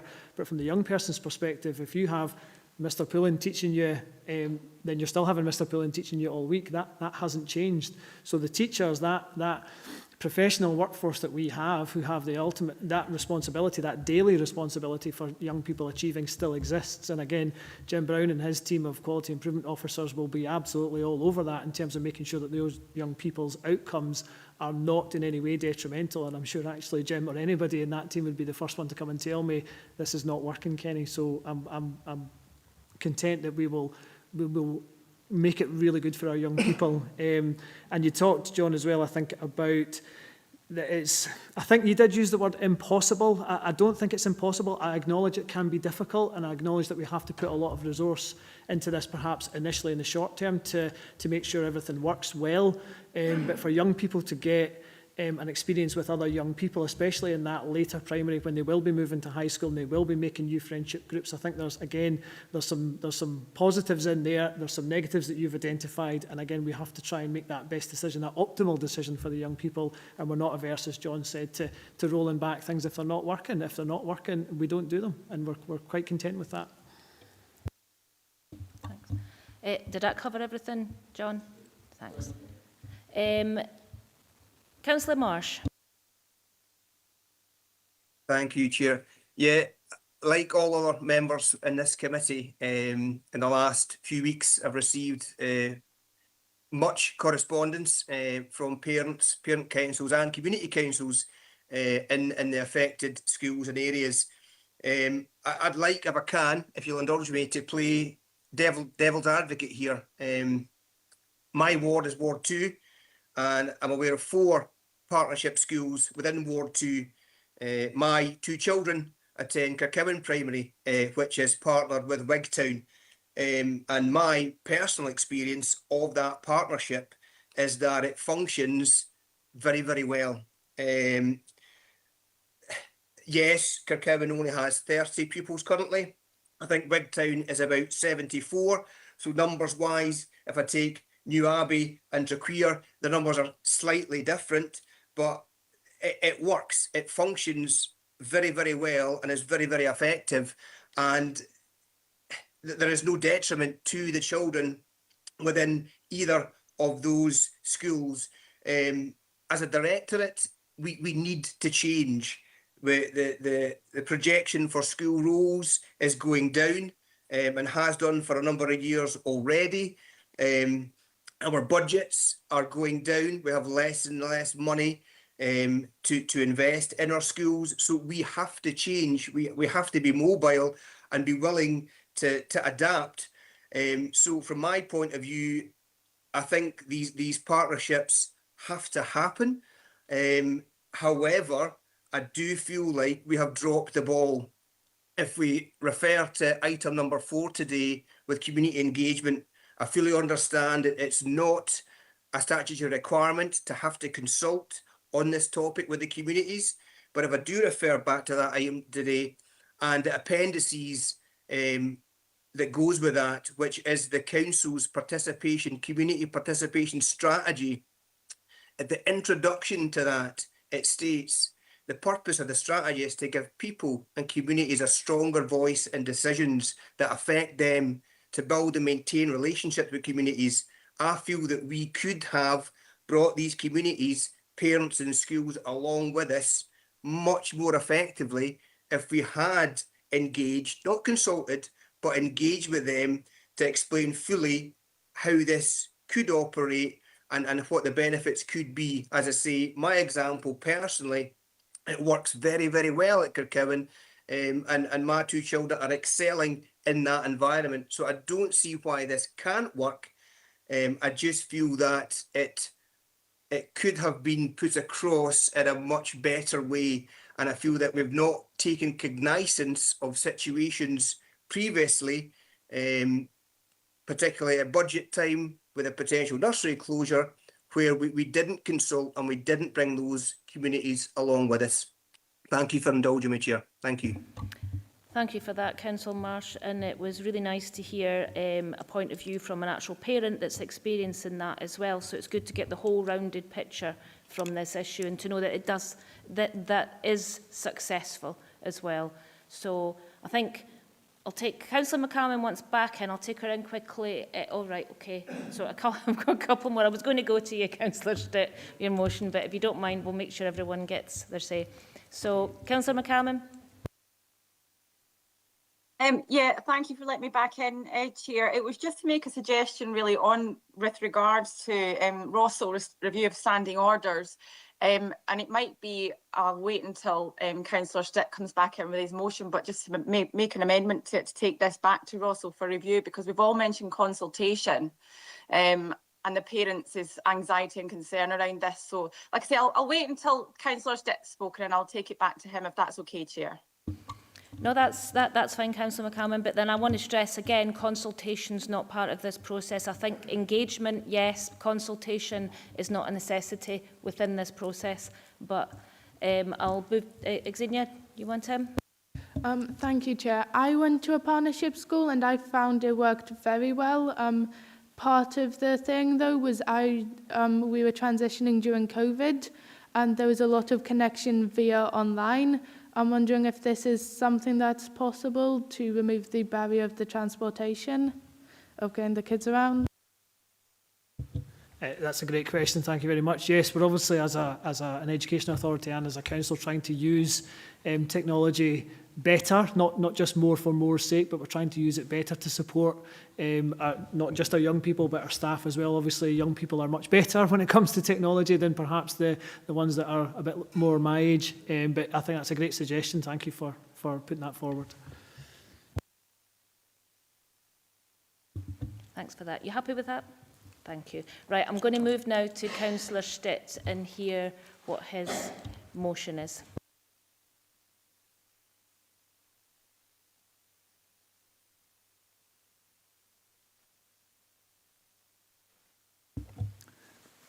Thanks, Chair. I'd like to thank everybody who's contributed to this today. I think it's been a well worthwhile debate. I'm quite happy with it. My motion is 2.T2. I'll send this to Tracy in a minute. Don't agree with recommendation and ask officers to come back with another paper after full engagement with other options. And 2.3, take back to Rosso to review cluster working. That's quite acceptable. Thank you for that. And I know Councillor Wilson had seconded that, but if you've sent that to Tracy, she could put that up on the screen. Tracy? You wish to come in, Vlad? Yes, thank you, Chair. It's in regards to that last point about taking it to Rosso, which I've heard a couple of members mention. I'm not sure what's getting taken to Rosso, because obviously Rosso looks at the scheme of delegations, it looks at standing orders, and we've got an annual review that we carry out every year, and we're about to start the process for that again, and we normally report towards the end of the year through that Rosso process, and thereafter full council if any changes need to be made. So that it's not a kind of specific, we don't tend to take a kind of specific delegations as such as part of that, unless there's something that needs to be addressed, and it needs to be clear exactly what delegation it is that we're looking to have reviewed. So I guess more than anything, it's just trying to get and draw down exactly what it is that we want to review, so that Rosso's clear as to what needs to be taken there. Thanks for that, Vlad. Councillor Stitt. Well, I can change the tape back to Rosso, but just ask to review cluster working groups if that's more suitable, if that's acceptable.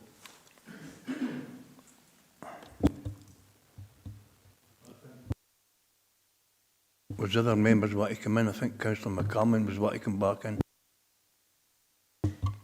Councillor McCalman, do you want to come in on that? I've got Tracy's going to put this on the screen when she's got it, but you want to come in here? Yeah, thank you, Chair. Thank you, Councillor Stitt. It was just to emphasise the fact, so going back to what Vlad just said there about the delegation, so my contribution here is, so I understand that consultation wasn't part of this process, engagement was. That's exactly my point. So my point is, it maybe should be, the delegation should be removed from that process for consultation to go out, if that makes sense. So rather than officers making the decision on their own, consultation has to happen. So that's all it is. It's quite straightforward. Even if it goes, Vlad, to the review at Rosso, it doesn't have to be specific, even if it just goes to the annual review. But I think we've missed something here. We've wasted time and money and resources for a report to come, and we really want to look to avoid that happening in the future. So if we could potentially have that, Vlad, sent to Rosso, if everybody agrees, obviously, so we don't find ourselves in the same position, because parents are quite often, obviously, you know, full of anxiety on this. And I understand that it's been fine in the past, but we don't want this to happen again. So, Chair, if we could get advice from Vlad on that, I'm happy to go with whatever. Thank you, Councillor McCalman. I'll move to ask Vlad, but when we're talking about going to consultation here, it's really just a question of how far we take the consultation processes. As you know, how far does that ripple out? Are we consulting on absolutely everything? So we need to be really, really clear on that, or we just end up with a directorate that's continually consulting and actually not achieving anything. So I'll move to Vlad and see what he says about that. Yes, thank you, Chair. I completely understand you know, members ask here, but I'm not sure that Rosso's a mechanism for that. And the reason for that is that what you're considering, I think, is more of a policy type decision, and looking at the relevant strategic framework that might be in place, and looking to see whether, you know, you want to put caveats within that, and looking at reviewing that. That's not done through Rosso. None of that policy, which I think is what you're discussing, would go through Rosso. The actual scheme of delegations part, which would be in essence whether a delegated, a specific delegation that is with an officer, whether they can take that decision or not. You could potentially caveat that they can make that decision subject to, but that would be on the back of a policy.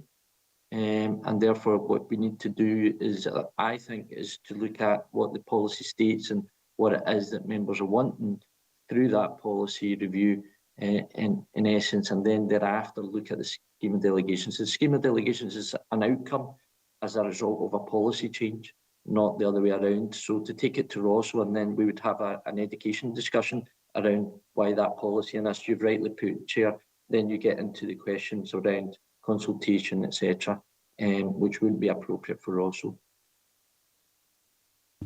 Thank you, Vlad. I've got Councillor McGregor. wanting in on this point? Thank you, Chair. Apologies, camera off. I'm on my iPad. I'm quite comfortable with the policy to be relooked at education. I've no issue with that whatsoever. I don't think it needs to go to Rosso.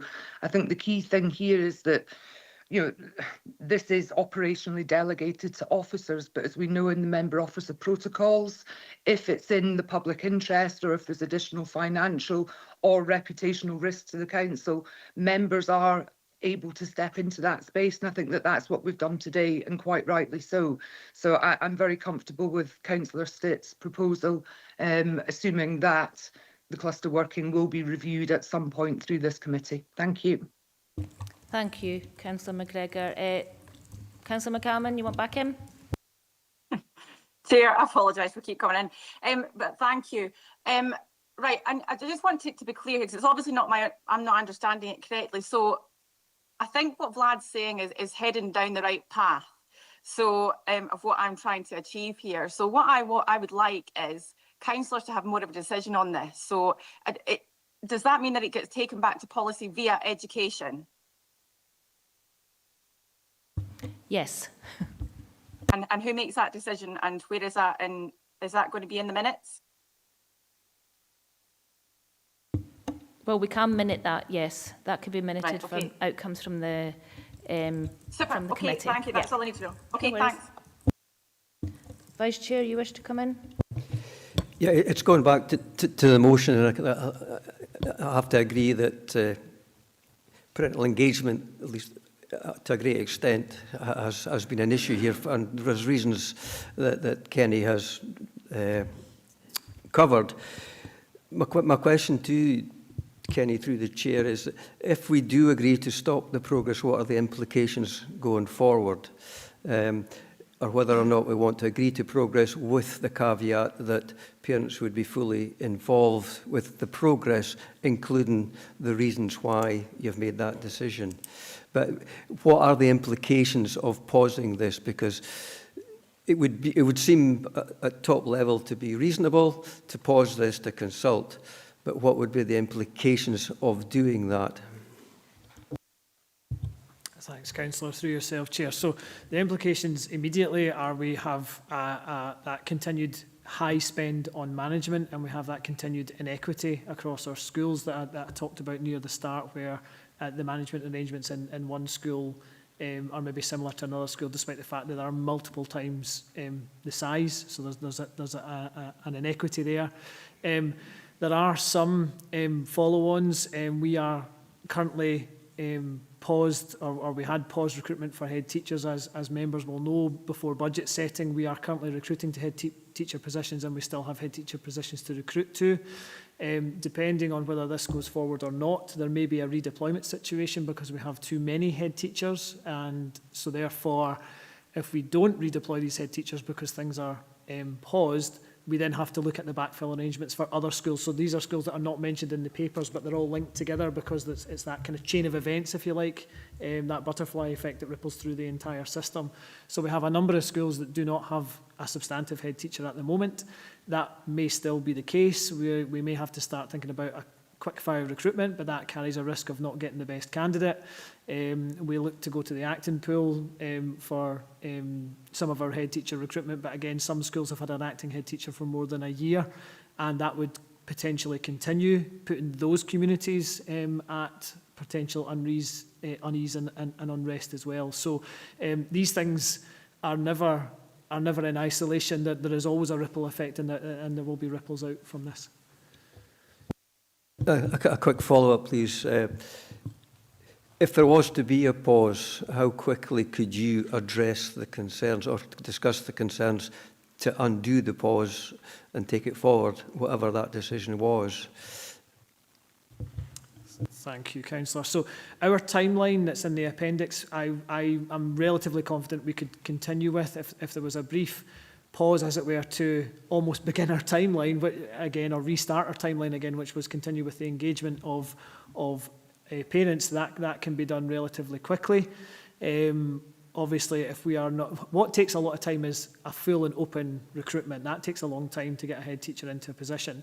If we have a situation where we have to redeploy a head teacher because we've created surplus head teachers and we're moving the chess pieces, as it were, that can be done very, very quickly because they are our employees and they are protected under all the protections of being an employee of Dumfries and Galloway Council.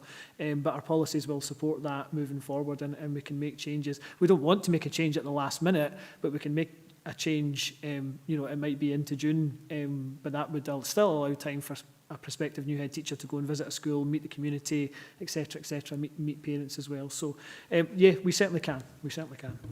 Again, through the chair, would that be a consideration?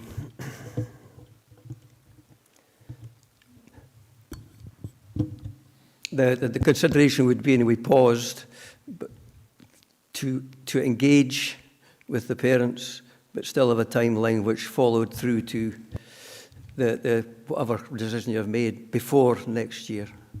Well, the Councillor Stitt's motions on the screen now for all members, and there's pause and engagement in that. So if we just, if members, sorry, Kenny, you want to come in on I was just going to say, if there's a pause, but we're looking for a report to be brought back, that does move the timeline significantly. So I would have to look at it properly, but I would be worried that we cannot get anything in place for August if we're bringing a report back. That would be the delay. So are you happy, Councillor Stitt, with the full content of that there?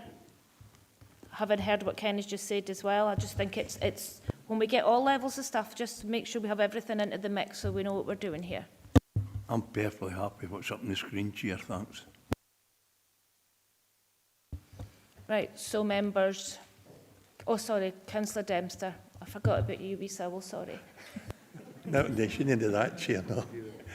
Now, just an observation, Chair, and I'm no lecturing Councillor Stitt, but members should be deciding that there is clear community interest and concern. We are being communicated with or by community councils, parent councils, individual parents. And if Councillor Stitt doesn't get satisfaction here today, he can take it to full council and ask for delegation to be removed, and I presume members will be quite willing to do that, given that some members of this council won't have the opportunity to address us today, but they'll be representing these schools. So maybe full council is where it should go anyway. But I think we need to be sure that when we make decisions like this, and I understand it's delegated to officers, but ultimately we carry the can, and we can change delegation using due process, which wouldn't be today. So I'd be keen to see this supported today, but need to be aware that there are other avenues that elected members can use to make sure that the voice of the communities are heard. Thank you. No, thank you for that, Councillor Dempster. So we have 2.2, agreed to pause the revised primary management arrangements detailed within the report, and that report be brought back to this committee with a full range of options following full engagement. And 2.3, agree to review the policy in relation to cluster working, and for this review to be brought back to this committee for consideration. Now, do we have anyone that's opposed to this? Anyone otherwise minded? Have we got on? I don't know what's online.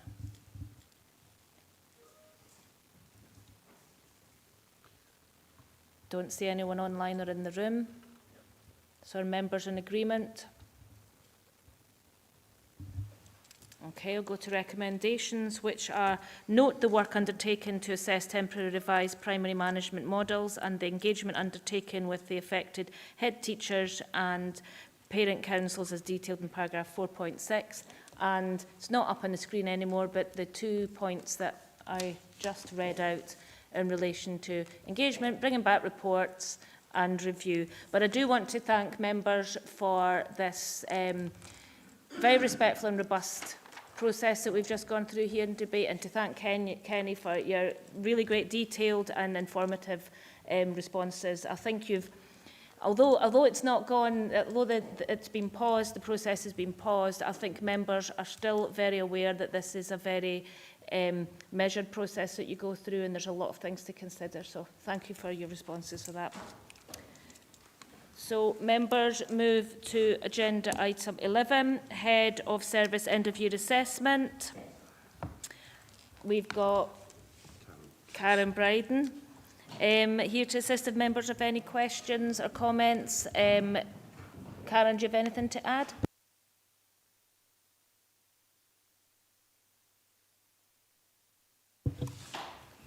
Thank you, Chair. Yes, just to draw people's attention to the fact that pages 3 to 24 of the supplementary pack replace pages 341 to 355 in the main reports pack. Thank you, Karen. So, members, over to members, any questions? Councillor Walter. Just a general question. The replacement of one papers for the other papers, what does that actually entail? Because, like most people, I've not had a chance to read it since 10:15 this morning. Thank you, Councillor Walters. It's updated Appendix 1 and 2, so it's updated performance information and updated exception report.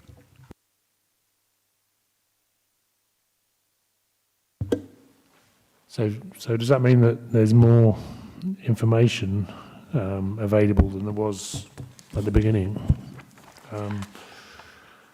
It's changed information rather than more information. So in a nutshell, 4 performance indicators, the progress against them has been updated, and a couple of points in relation to the exception reports. There, as a result, there are now 5 exception reports rather than 8.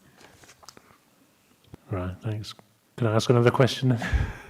Just on page 336, the first success measures, there are 54 of them, and 36 of them they're unknown and the data's not yet available.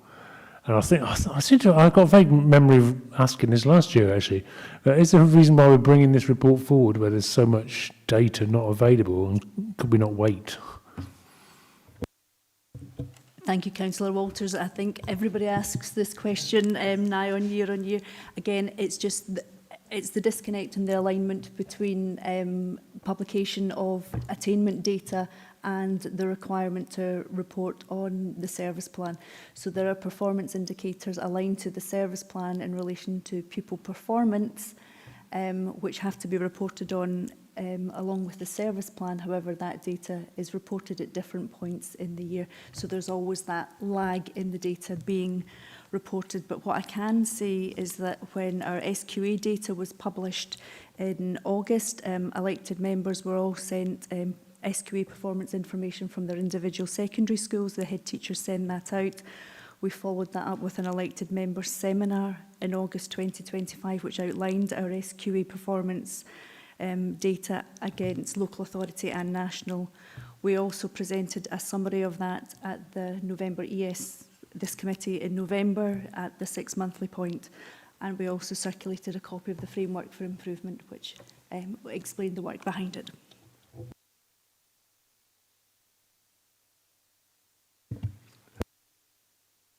You happy with that, Councillor Walters?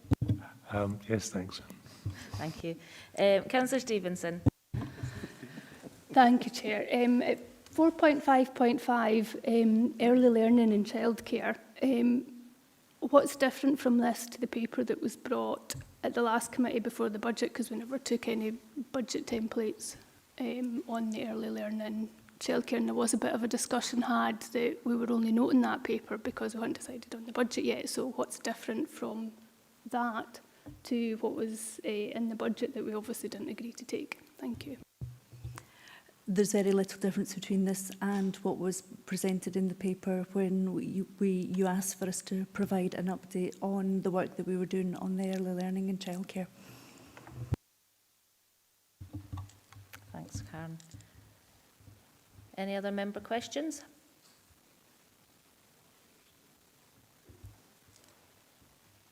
No. Okay, we'll move to recommendations.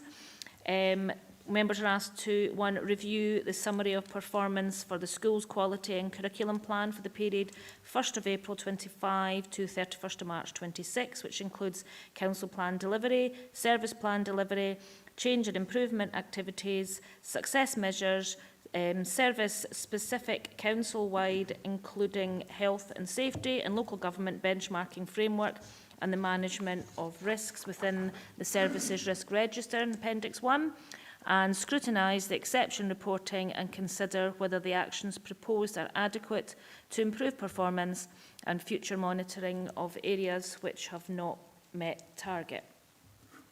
So thank you very much, Karen.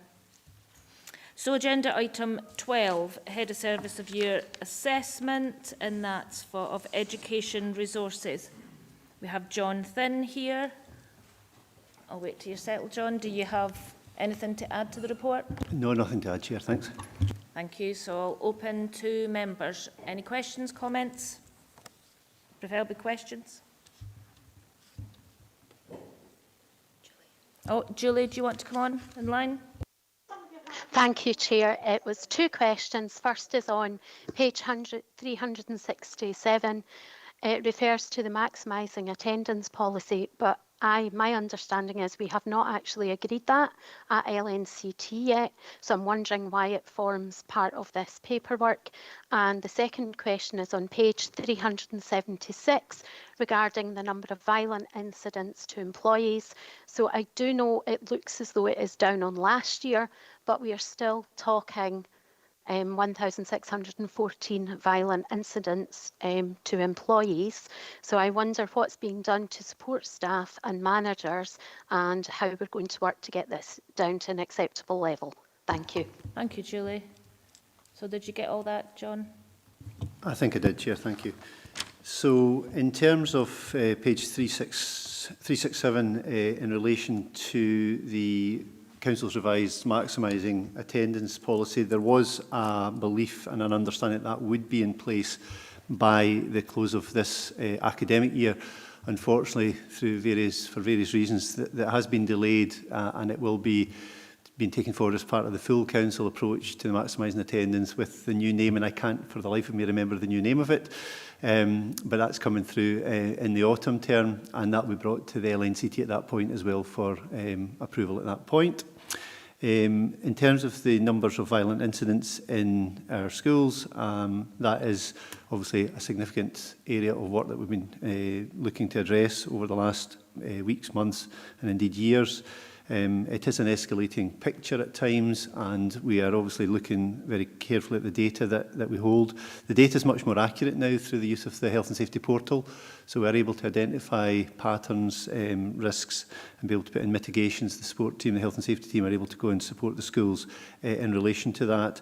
We have got the Distressed Behaviours Working Group, which are also looking into the strategic approach to that, chaired by Hugh Smith, and that group, and Heather Smith, and that group are looking at some of the mitigations and approaches to ensure that we're putting in the appropriate support and training for staff, including areas such as team teach delivery, for example. So the work is ongoing. It is reported through both Education, Health and Safety Group and indeed Joint Safety Committee. So it does have a level of scrutiny on it in other committees and other forums. And it continues to be an area that we will continue to work on, Julie. Thank you. Thanks, John. Are you happy with that response, Julie? Yes, thank you. Thank you. Councillor Stevenson. Yeah, thank you, Chair. Just on that same page, because I can't find it online. I'm still getting used to this whole computer thing. Number of RIDDOR reportable incidents outside of HSE legal reporting timescales is 1. Serious incidents investigation reports overdue is 1, and serious incidents reports with actions overdue is 1. Can we just get a bit more detail about that, because that's quite concerning. Thank you. Thanks, Councillor Stevenson. So my understanding of this situation is actually it's an administrative issue due to the fact that I believe that the incident hadn't been reported by the school itself, and it was only then picked up later on that the actual incident had occurred, and therefore we were due bound to report it as a late call on that one. So it is an unusual situation, And I think it is just due to the fact that we hadn't picked it up because the school hadn't actually reported it at that time. Thank you. And what are we doing to ensure it doesn't happen again? Thank you. So our head teachers are all trained in health and safety and the requirements as lead tenants for their schools and establishments. We continue to provide support through the health and safety team, but also and those visits. That includes the sort of 6 monthly checks. And we also do our training, our assessment annually, well biannually, our head teacher business meetings where we identify any issues that head teachers may be struggling with. And we continue to promote IOS training for all our head teachers to ensure that we are providing all lead tenants with that training to ensure that they can carry out those roles effectively. Thank you. Thank you for that, John. You happy with that response? Thank you. Any other, John? It was to come back to what John had said around maximising attendance, and I was just wondering, it was brought up at a regional meeting and off the back of the last meeting around the digital strategy. Does the maximising of attendance include the utilisation of robots in classrooms for people studying at home who are non-attenders? No, this is very much about staff absence. This is purely and simply to support staff absence. Thank you. Thank you. Thanks for that, John. Anyone else? Any other? Nothing online. Okay, go to recommendations. Members are asked to review the summary of performance for the Education Resources Service Plan for the period 1st of April 25 to the 31st of March 26, which includes council plan delivery, service plan delivery, change and improvements activities, success measures, service-specific, council-wide, including health and safety and local government benchmarking framework, and the management of the risks within the Services Risk Register Appendix 1. And 2, scrutinise the exception reporting and consider whether the actions proposed are adequate to improve performance and future monitoring of areas which have not met the target in Appendix 2. So, thank you, John. Agenda item 13, Head of Service End of Year Assessment for Thriving Communities. We've got Harry Hay. Afternoon, Harry. So he's here to assist members. You got anything to add, Harry? Nothing to add, thanks, Chair. Thank you. Well, I'll open it up to members. Louise? Good afternoon. So just a quick one. It's more of a comment and a thing to note for future. We fully appreciate the Council's support for Youth Council and our MSYPs. We love the fact that we're invited to everything, and we honestly, if we could go to everything, we would go to everything. It was just a quick thing. So obviously the elections were run, and it's in the appendices here that the polling stations were run in secondary schools, libraries and leisure facilities and youth centres. Where was the promotion for this? As a candidate that ran for this, I couldn't even tell you myself that you could have voted in the Ryan Centre, in the Merrick. So, and libraries as well, or customer service centres. For going forward in the future, can we please make sure we're promoting this properly? Because it has affected the way the elections are run. So it's more of a note, but just to put it on the record. Thank you, Louise, but I'll go over to Harry, just see if you get any comments on that. Yeah, thank you, Chair. Yeah, absolutely. You know, following every election, regardless of the nature of it, there's always a debrief, and feedback is captured, reviewed and ensured it's incorporated into future arrangements. So no, very good suggestion. We'll make sure that's featured moving forward. Thank you, Chair. Thank you, Harry. Thanks, Louise. Councillor Stevenson. Yeah, thank you, Chair. Thanks, Harry. And most of this is a really good report, so well done. You'll have to give yourself stronger stretch targets next time, I think. But just on the exception report for the disability and additional needs participation sessions, it's dropped by 2,000, and I was just wondering what we're doing to try and pick that back up, because that's something that really is a one council approach, because what we don't do in that, we might end up seeing in social work or the community health and wellbeing teams. So what can we do to support that? Oh, and well done to I know there's been a few disability sports that have been on recently, and that we've had quite a lot of success from some of the candidates in this area, so well done. Thank you. Thank you very much, Chair, and thanks very much for the question. Obviously, we try and maximise accessibility for all users to the service, and the main reason for that particular drop last operating year was simply down to some internal challenges. One of our external third sector organisations had that. I'm now pleased to report has been resolved, so the trajectory is certainly going back up again, which is positive. We try and make them as accessible and recognise the challenges for service users in a rural area such as Dumfries and Galloway. But one of the things we're focusing on at the moment is to work with the Dumfries and Galloway Disability Sport Group to try and maximise external funding that we're right in the middle of trying to draw into the region, which would make sure that as well as existing centres, we try and provide sessions and classes as far-reaching across the region as possible. Thank you, Chair. Thank you, Harry.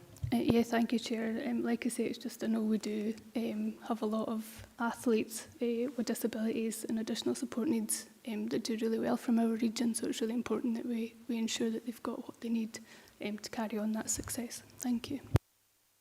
No, thank you for that. Any other questions? You want to come in, John? Yeah, it was picking back up on my colleague from the Youth Parliament, and I was just wondering, given the presence that we've recently had of the actual, the full elections and also the Youth Council elections, speaking to a couple of parents at the last Regional Parent Council meeting, I'm wondering, do we do a hustings around using the bridge building so that we're having 16 and 17-year-olds engaging in those elections? Is there anything we do on a regional basis where we could have that, where everybody from that demographic that's in school can take part in some sort of regional hustings for young people for the main election, if you will, in Scotland? Thank you. Yeah, it has worked very successfully in the past. Yes, we do that across the region. Thank you. So, anything else, members? Okay, I'll move to recommendations. So, members are asked to review the summary of performance for the Thriving Communities Service Plan for the period 1st of April 25 to 31st of March 26, which includes council plan delivery, service plan delivery, change and improvement activities, success measures, service-specific, council-wide, including health and safety and local government benchmarking framework, and the management of the risks within the service risk register in Appendix 1, and scrutinise exception reporting and consider whether the actions proposed are adequate to improve performance and future monitoring of areas which have not yet met the target in Appendix 2. So I move to any other business deemed urgent. I have no other business deemed urgent. I just want to thank members today. This has been a really excellent committee. Thank you for all your participation, and just have a good day in the sun. Thanks, Chair.